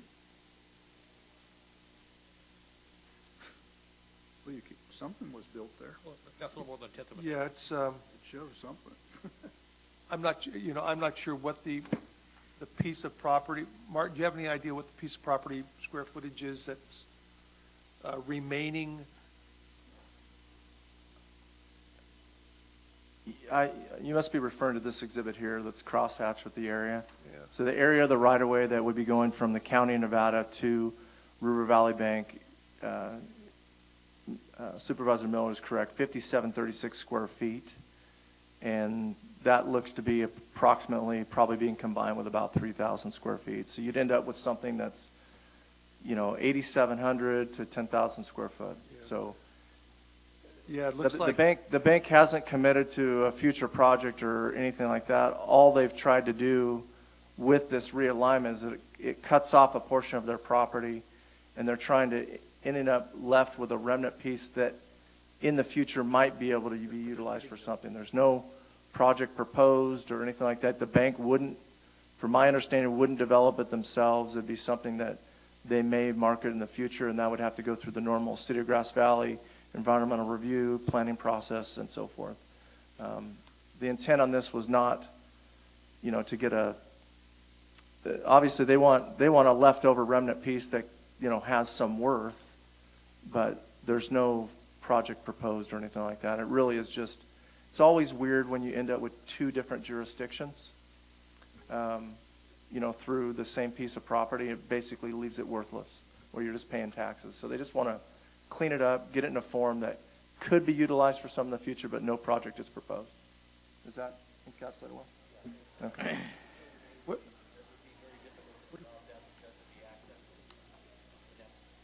Yeah.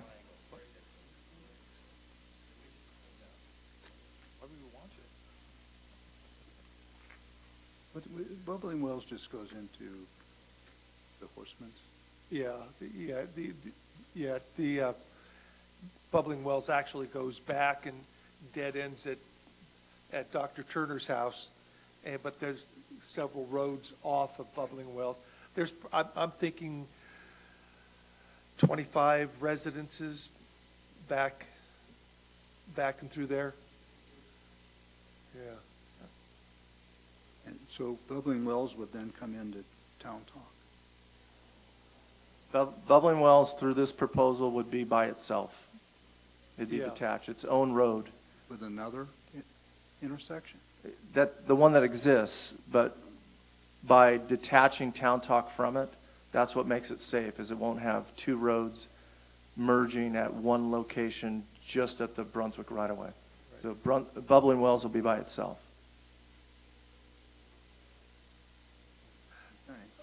Okay. Chair Schofield, I'd make the recommendation that the county enter into an agreement with the bank for a reimbursement agreement, that the bank would cover the cost associated with the abandonment, LAFCO, and let's see. Board of Equalization. And Board of Equalization, that the bank bear the cost and enter into a reimbursement agreement with the county, and then for the realignment to be accomplished. I guess that's the easiest way to put it. Do I hear a second? What about the 5,000 to work for Public Works on the removed asphalt, et cetera? Well, and that would be part, but if it's that could occur at any time. LAFCO doesn't have to be accomplished immediately also, but at least an agreement would be in place.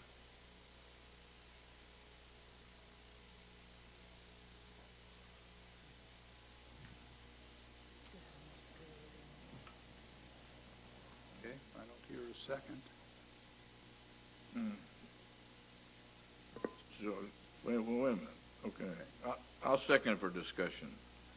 So you're We have just, a what you're motion, saying, Miller, there seconded won't be- Weston. there won't be any, there's no discussion about waiving the fees, there's no discussion about paying LAFCO's fees, that we are just going to enter into, for the public benefit, a public-private partnership.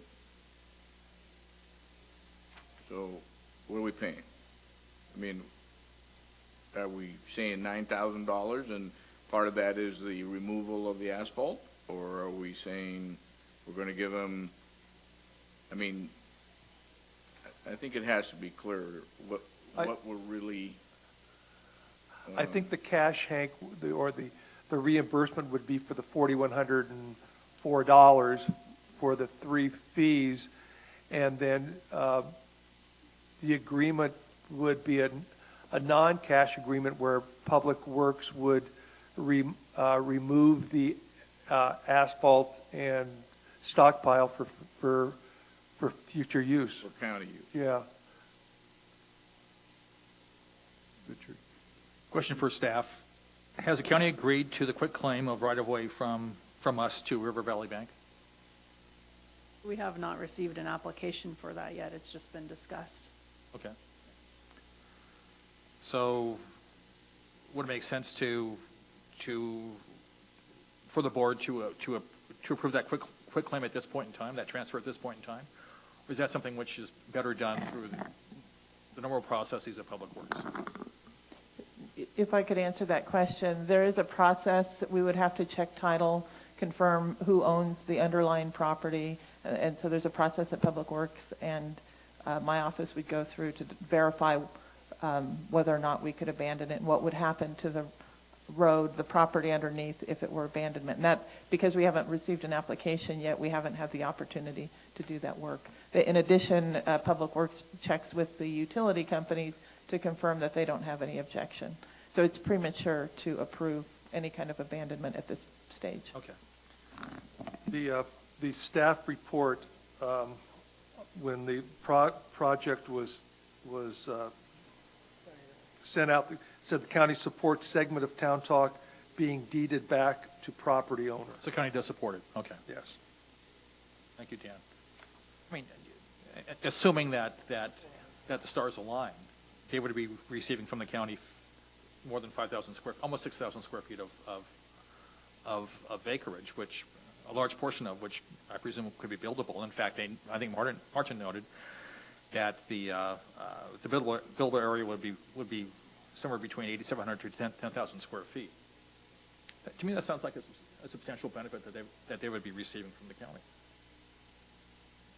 irrespective of fee waivers. I understand, but I go back on what Mr. Cole said, and we've got an issue with a culvert there that's going to have to be remedied because the roadway is collapsing. I drove by it the other day and noted that road at the culvert is collapsing, and the county's going to have to do something about it.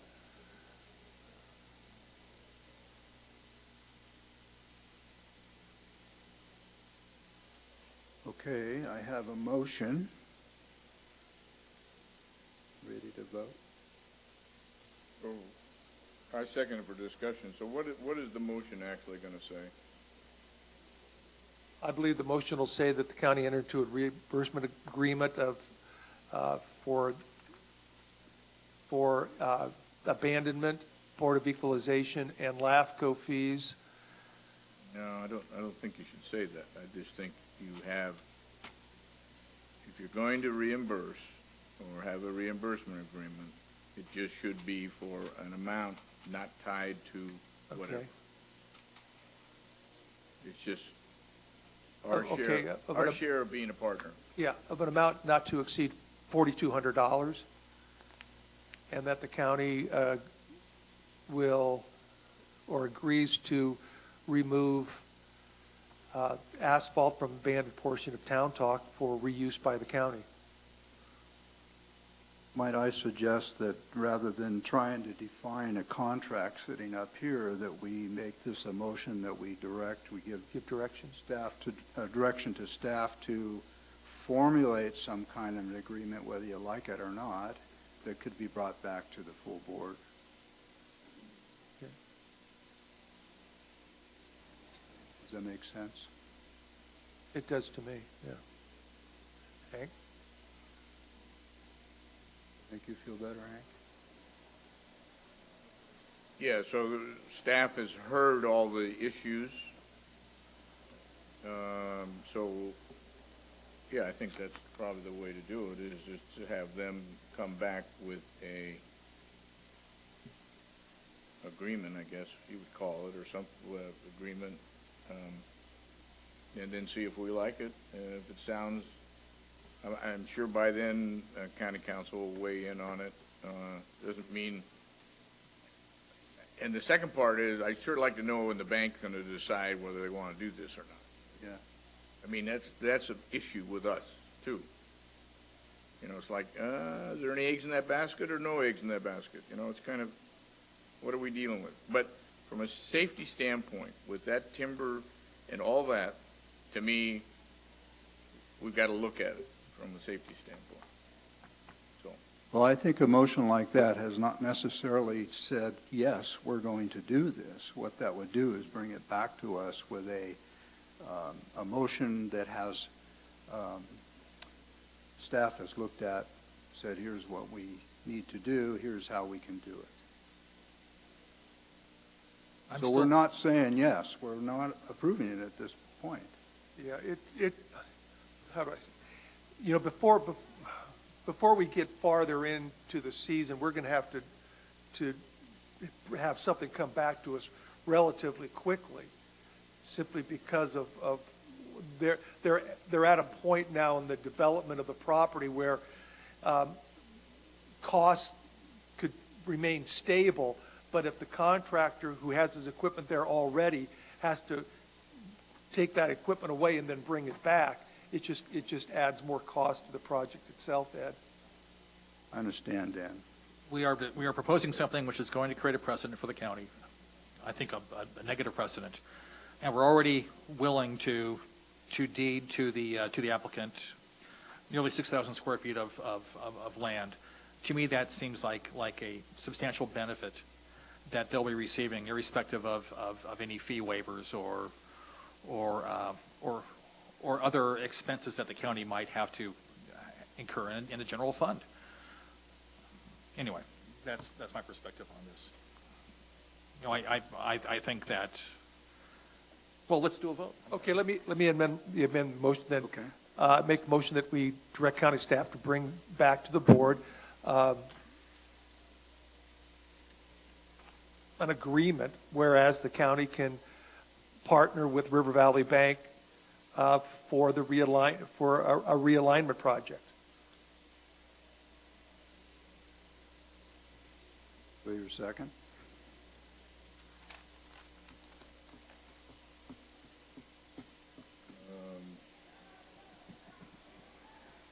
Yeah, I'll second it. All right. Madam Clerk? I can see it coming. District 4? Yes. District 1? No. District 3? Yes. District 5? No. District 2? All right. I'm just going to go with a little common sense here. For 10 grand, we can take care of an issue. I'm going to vote yes. All right. Thank you. Thank you, Michael. Thank you, Martin.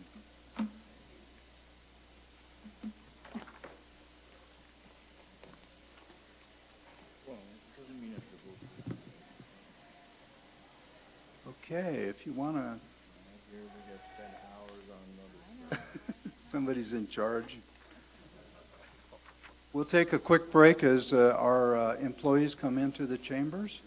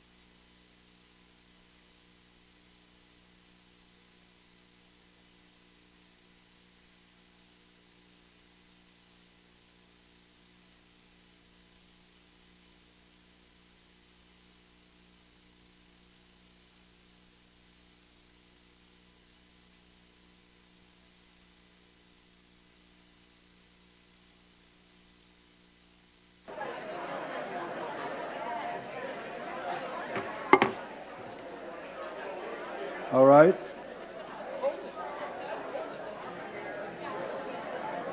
We'll bring this meeting of the Board of Supervisors, the regular meeting of July 17, 2018, back to order. At this time, we will be recognizing some of our stellar employees. This is for the 2017 Employee Recognition Awards Program. Categories are Employee of the Year, Supervisor of the Year, Innovative Employee of the Year, Above and Beyond Employee of the Year, Multiplier Employee of the Year, Collaborative Employee or Team of the Year, and Rookie of the Year. And I think what we'll do is, as each one of us takes their turn, we'll come down and have the nominees come up, and then we'll award the winner. Sound good, Amanda? That sounds perfect.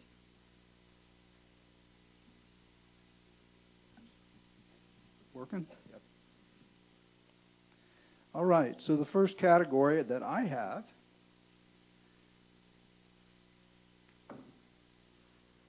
is Rookie of the Year. Thank you, Susan. The Rookie of the Year is an employee in his or her first or second year of employment with the county who helps make his or her work environment more productive, more efficient, or stand out due to exemplary service. You know what I mean. Nominations are Sadie Caldas,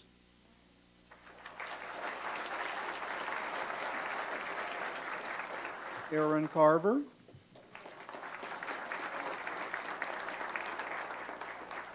Ruby DeQueros,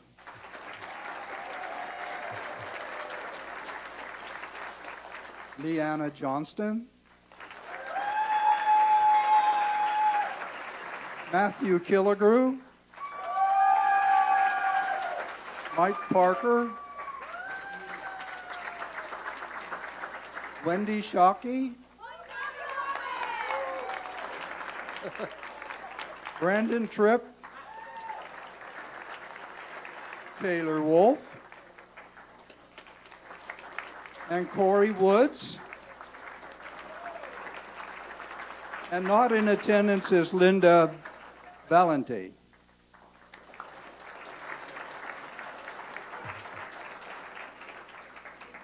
Should I read this?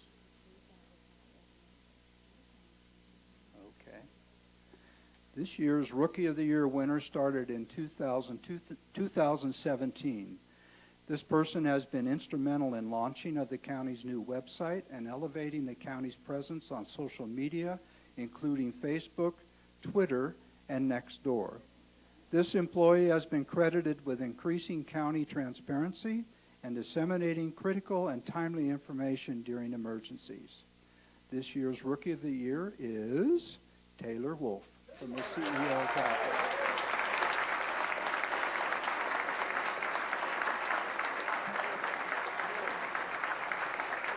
Congratulations. And congratulations to all of you.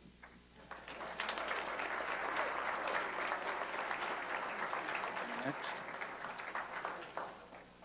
Okay, so who's next?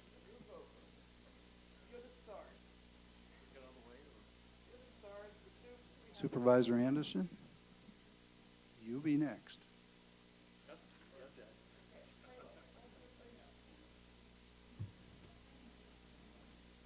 Are you coming down, Richard? Oh.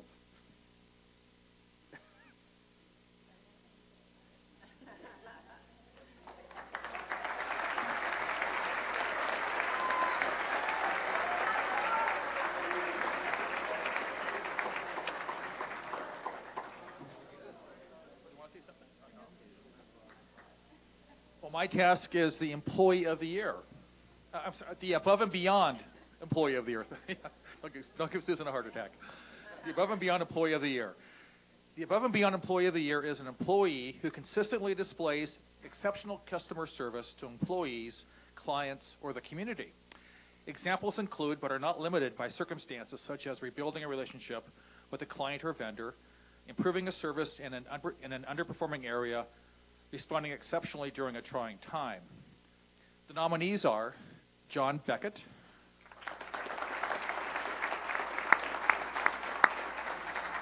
Hope Clar. Frank Cook.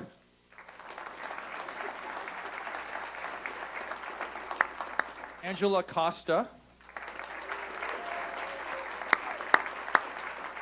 Janine Deshane. Kevin Gunning. Lucas Canal. Janine Martin.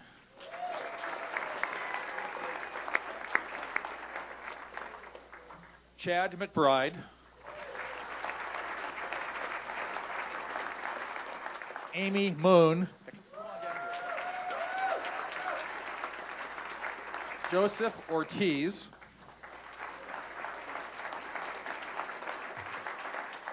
Sean Scales. Pat Schollerman.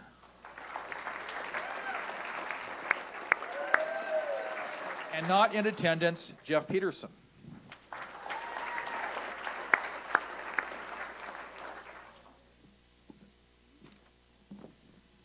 This year's Above and Beyond Employee of the Year exemplifies over-the-top customer service. When asked to be of service, this employee stopped what this employee was doing and researched the product that was needed by the customer. This employee not only provided the names and product numbers of what would work in the office, but the employee provided cost of labor estimates for the various parts of the project. This employee makes each customer feel as though their needs are more important than anything else. The customer success is this employee's greatest satisfaction. This year's award winner is Kevin Gunning from Information and General Services.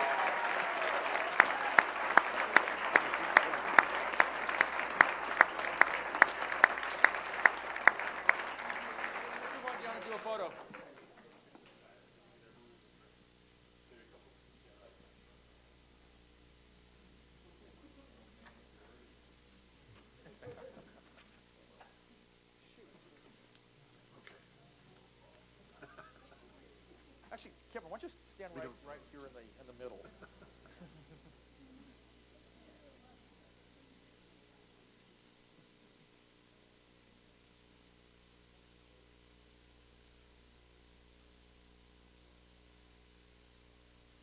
Thank you all.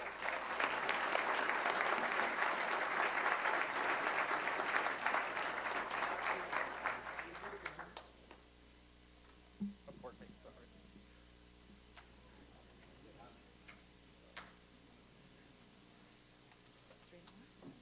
Okay. The Innovative Employee of the Year is an employee who generates, evaluates, and implements new ideas, including searching and testing new technologies, creating and using new paths to reach the county's goals, using new work methods, acquiring new resources to realize ideas. And the nominations are Scotty Baror,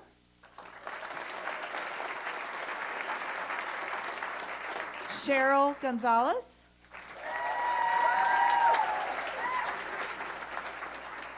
Joshua Pack,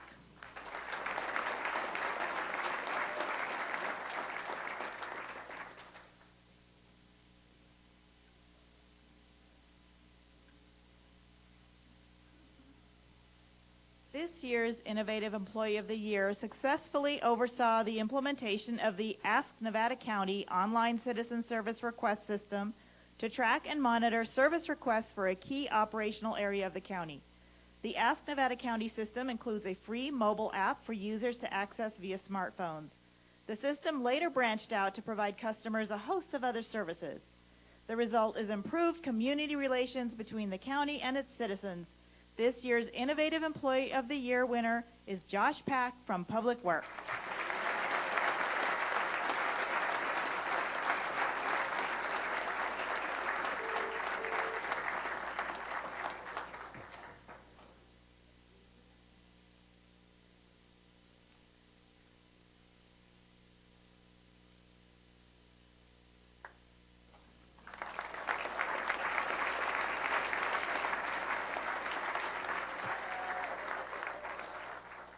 Okay, Multiplier Employee of the Year. The Multiplier Employee of the Year is an employee who demonstrates a leadership style which amplifies and brings out the best thinking and capabilities of those around them. The nominations are Kristen Plant, James Edwards, Christina Rittner, Jeff Thorsby, and Brad Torres. Brad? Awesome.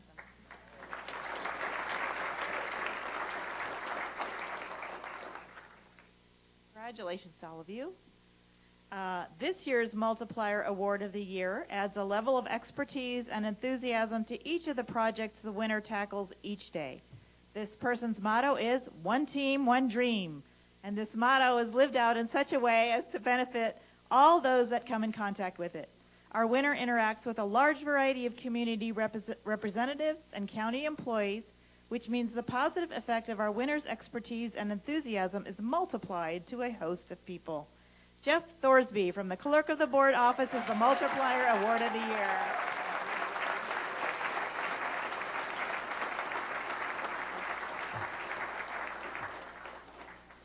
Congratulations.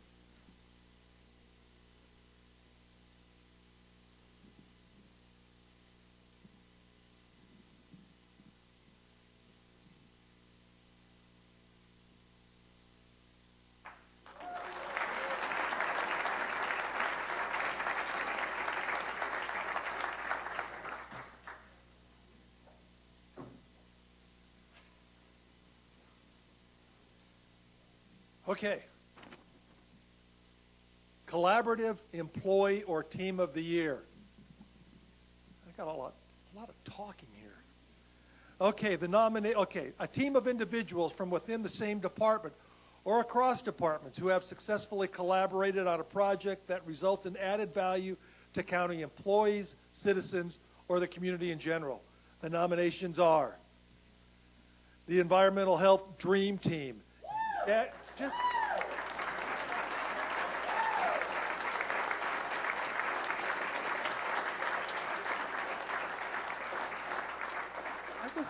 I wasn't done, Susan. Gadget Guru's implementation of Acela and ECR software and tools from Environmental Health. Okay. From Public Works Sanitation, the Atmospheric River Storm Response Team.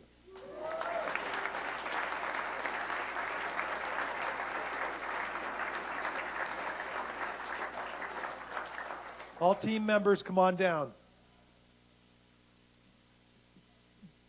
Creating an atmospheric storm. Guys are dangerous.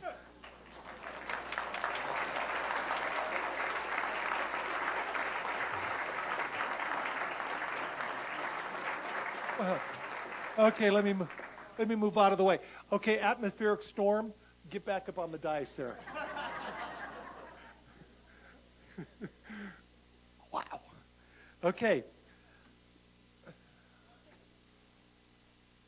Do you want to take a picture now?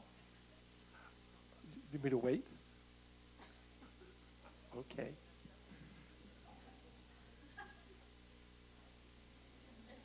Okay, from Probation Juvenile Hall, District Attorney and Public Defender's Office, the Transitional Age Youth TAY Pilot Program.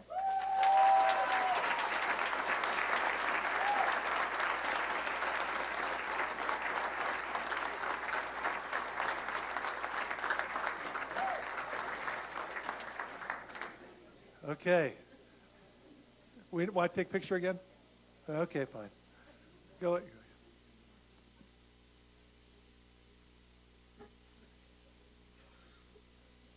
Okay, all right. Okay, from HR, HHSA, CDA, DA's, Probation, Sheriff's Office, the onboarding team.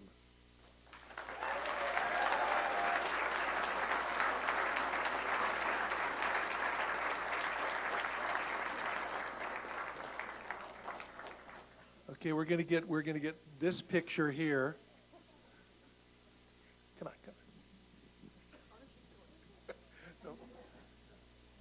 all the way into the center. And fine. Okay.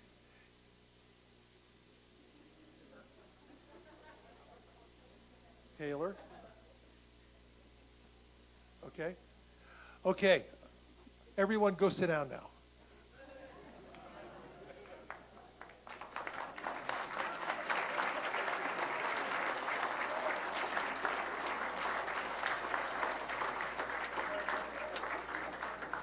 Okay, the next, from Public Works Transit Services Division, the Excellent Customer and Service Efficiency Team.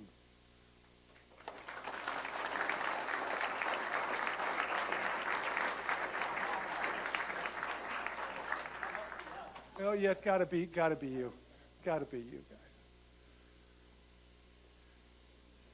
Okay, from the that's the Excellent Customer Service, okay. From the Department of Child Support Services, the Earned Income Tax Credit, EITC team.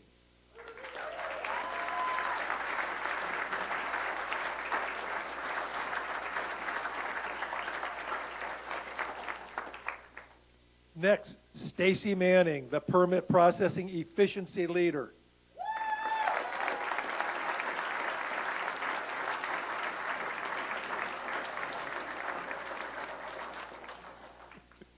Okay. From Public Works Engineering Division, the Capital Improvement and Emergency Repair Projects team.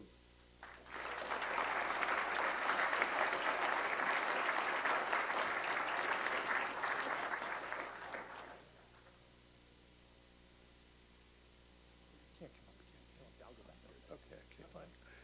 All right. From Behavioral Health Department, CSS, Department of Social Service, CPS, the Foster Care Expedient and Effective team.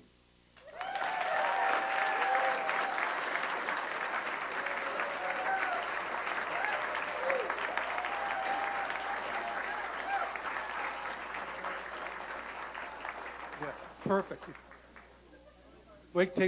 Take leadership there. Right. Get the effective team back up there.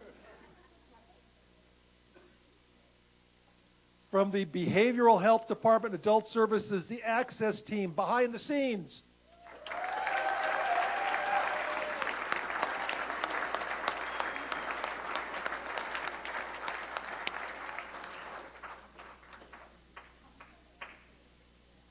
Okay, you guys behave.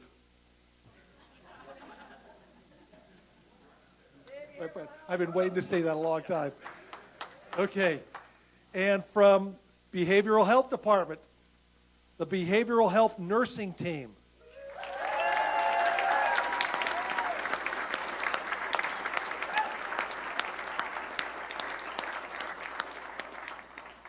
Okay, you're all up there? Oh, take a picture.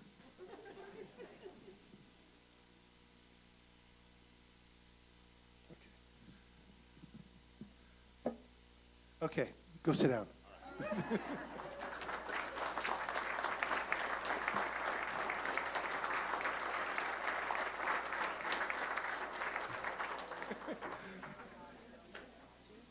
Okay, and what I'm going to do is I'm going to announce the winner, then I'm going to go through the whole dialogue not to give it away. Makes perfect sense, doesn't it? Thanks, Mike. Okay, the collaborative individual or team of the year is the Atmospheric River Storm Response Team, Public Works Sanitation District number 1.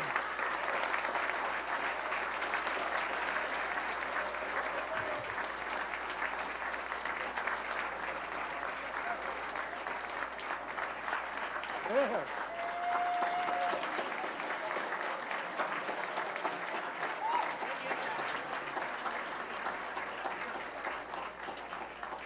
Okay, you guys got to bunch together or go up top.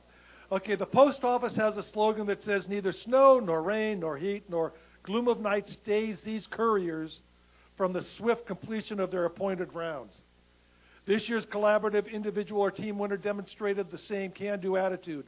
All staff pulled together in circumstances that were less than pleasant to make sure that our water systems didn't back up or overflow. Weather conditions threatened to flood the county with wastewater overflow. Thanks to this team's effort, none of that happened.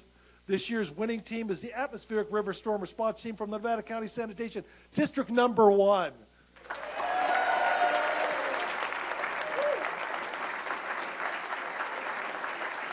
Hold it, hold it. You get to hold it. Everybody. Perfect.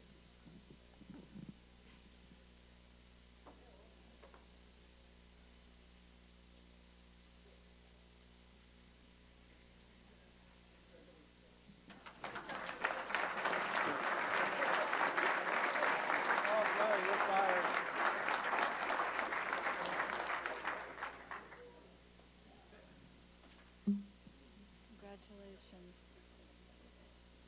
Good job. All right. I do. I know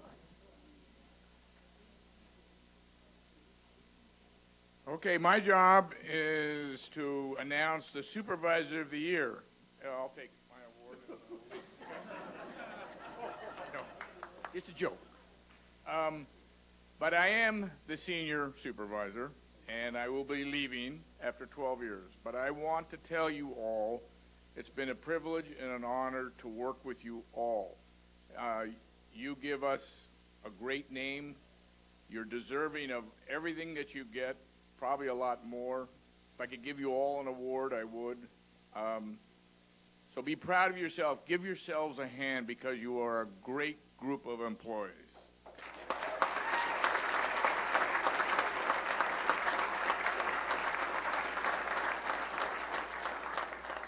So mine is, the supervisor year is an overall excellent supervisor or lead worker, one who supports, leads, mentors, inspires, respects employees, and provides quality service to the public. Many job titles include supervision or lead worker responsibility. The nominations are Christine Plant,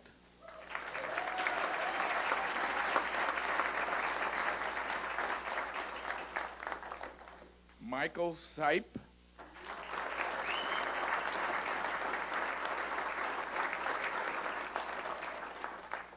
Andrew Trigg,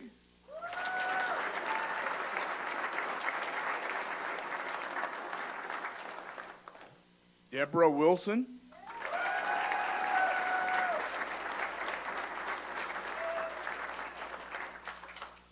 Stacy Zachary,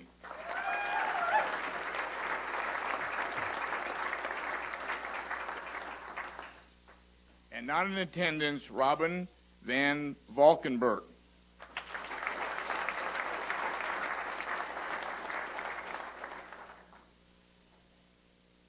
And the 2017 Supervisor of the Year, this year's Supervisor of the Year winner spearheaded the evolution of the team that is supervised in a task-based team. Boy, that's a lot of garbage talk, you know, which means the team was made more efficient and modern. All of you guys, everybody. This year's winner worked with each employee to master their roles while being supportive, warm, and inviting. This year's winner enhanced the team's connection with one another, which reduced workload stress and increased productivity. This year's Supervisor of the Year is Christine Plant from Social Services.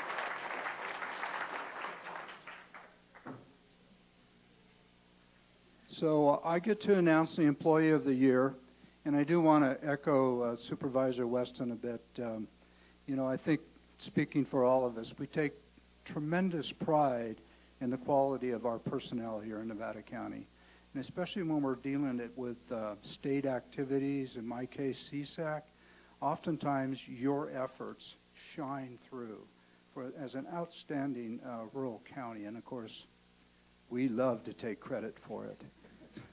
but I truly want to say thank you for the work and the efforts that you do. So this is the Employee of the Year. The Employee of the Year is an overall excellent employee who goes the extra mile to contribute, an outstanding public servant, one who goes above and beyond expectations to see a person's clients' or customers' needs are met every time. The nominations are Angie Coffey,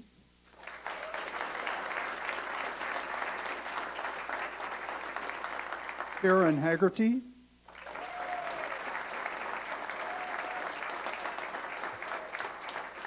Joe Payton,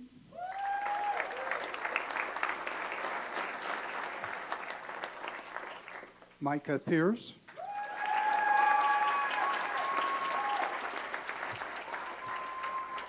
Georgiana Pilcher,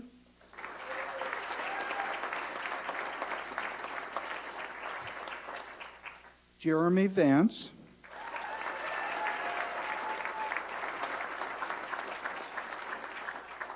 and not in attendance, Tim Walls.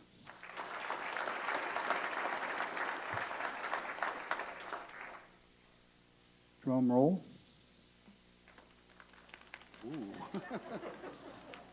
This year's Employee of the Year exemplifies the values that the county supports: customer service, integrity, compassion, and dedication. This employee goes out of the way to help a fearful, anxious customer understand information which is sometimes difficult to hear. This employee has a deep understanding of the nature of the job, which makes customers feel assured that they are getting good service from the county.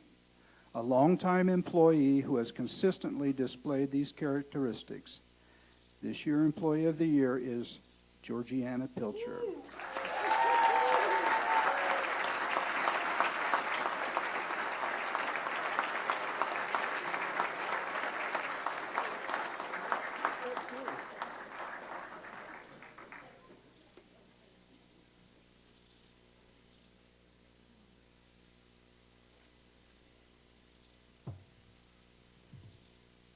And before you run off, we're going to turn it over to Amanda.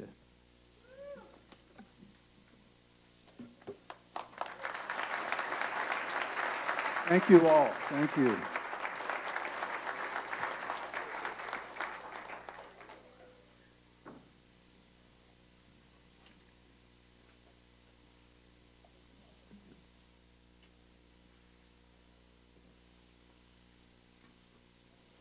Thank you, Chair Schofield. I just wanted to take 30 seconds to congratulate all the nominees and the winners, of course, and also to thank our judges. They waded through 62 nominations affecting 152 employees. And our judges were Molly Dick from the CEO's office, Ann Guerra from Executive Director of Connecting Point, Shannon Moon, last year's Employee of the Year, Supervisor Weston from the Board of Supervisors, and myself. I'd like to thank you all very much for taking the time out of your days to participate in this important issue. Also, we all wanted to announce that we have a reception in the Empire Room for all of the nominees and their supervisors. Thank you very much. Appreciate it. Thank you, Amanda.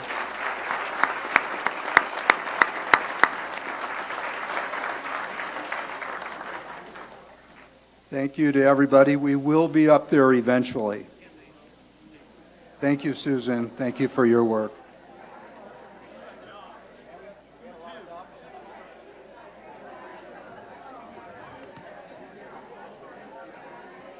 All right, supervisors, we still have some closed session items we need to go into.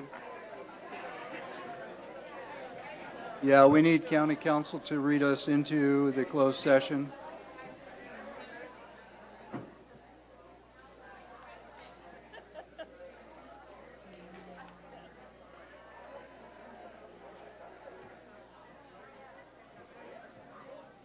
Must have wanted a piece of cake or something.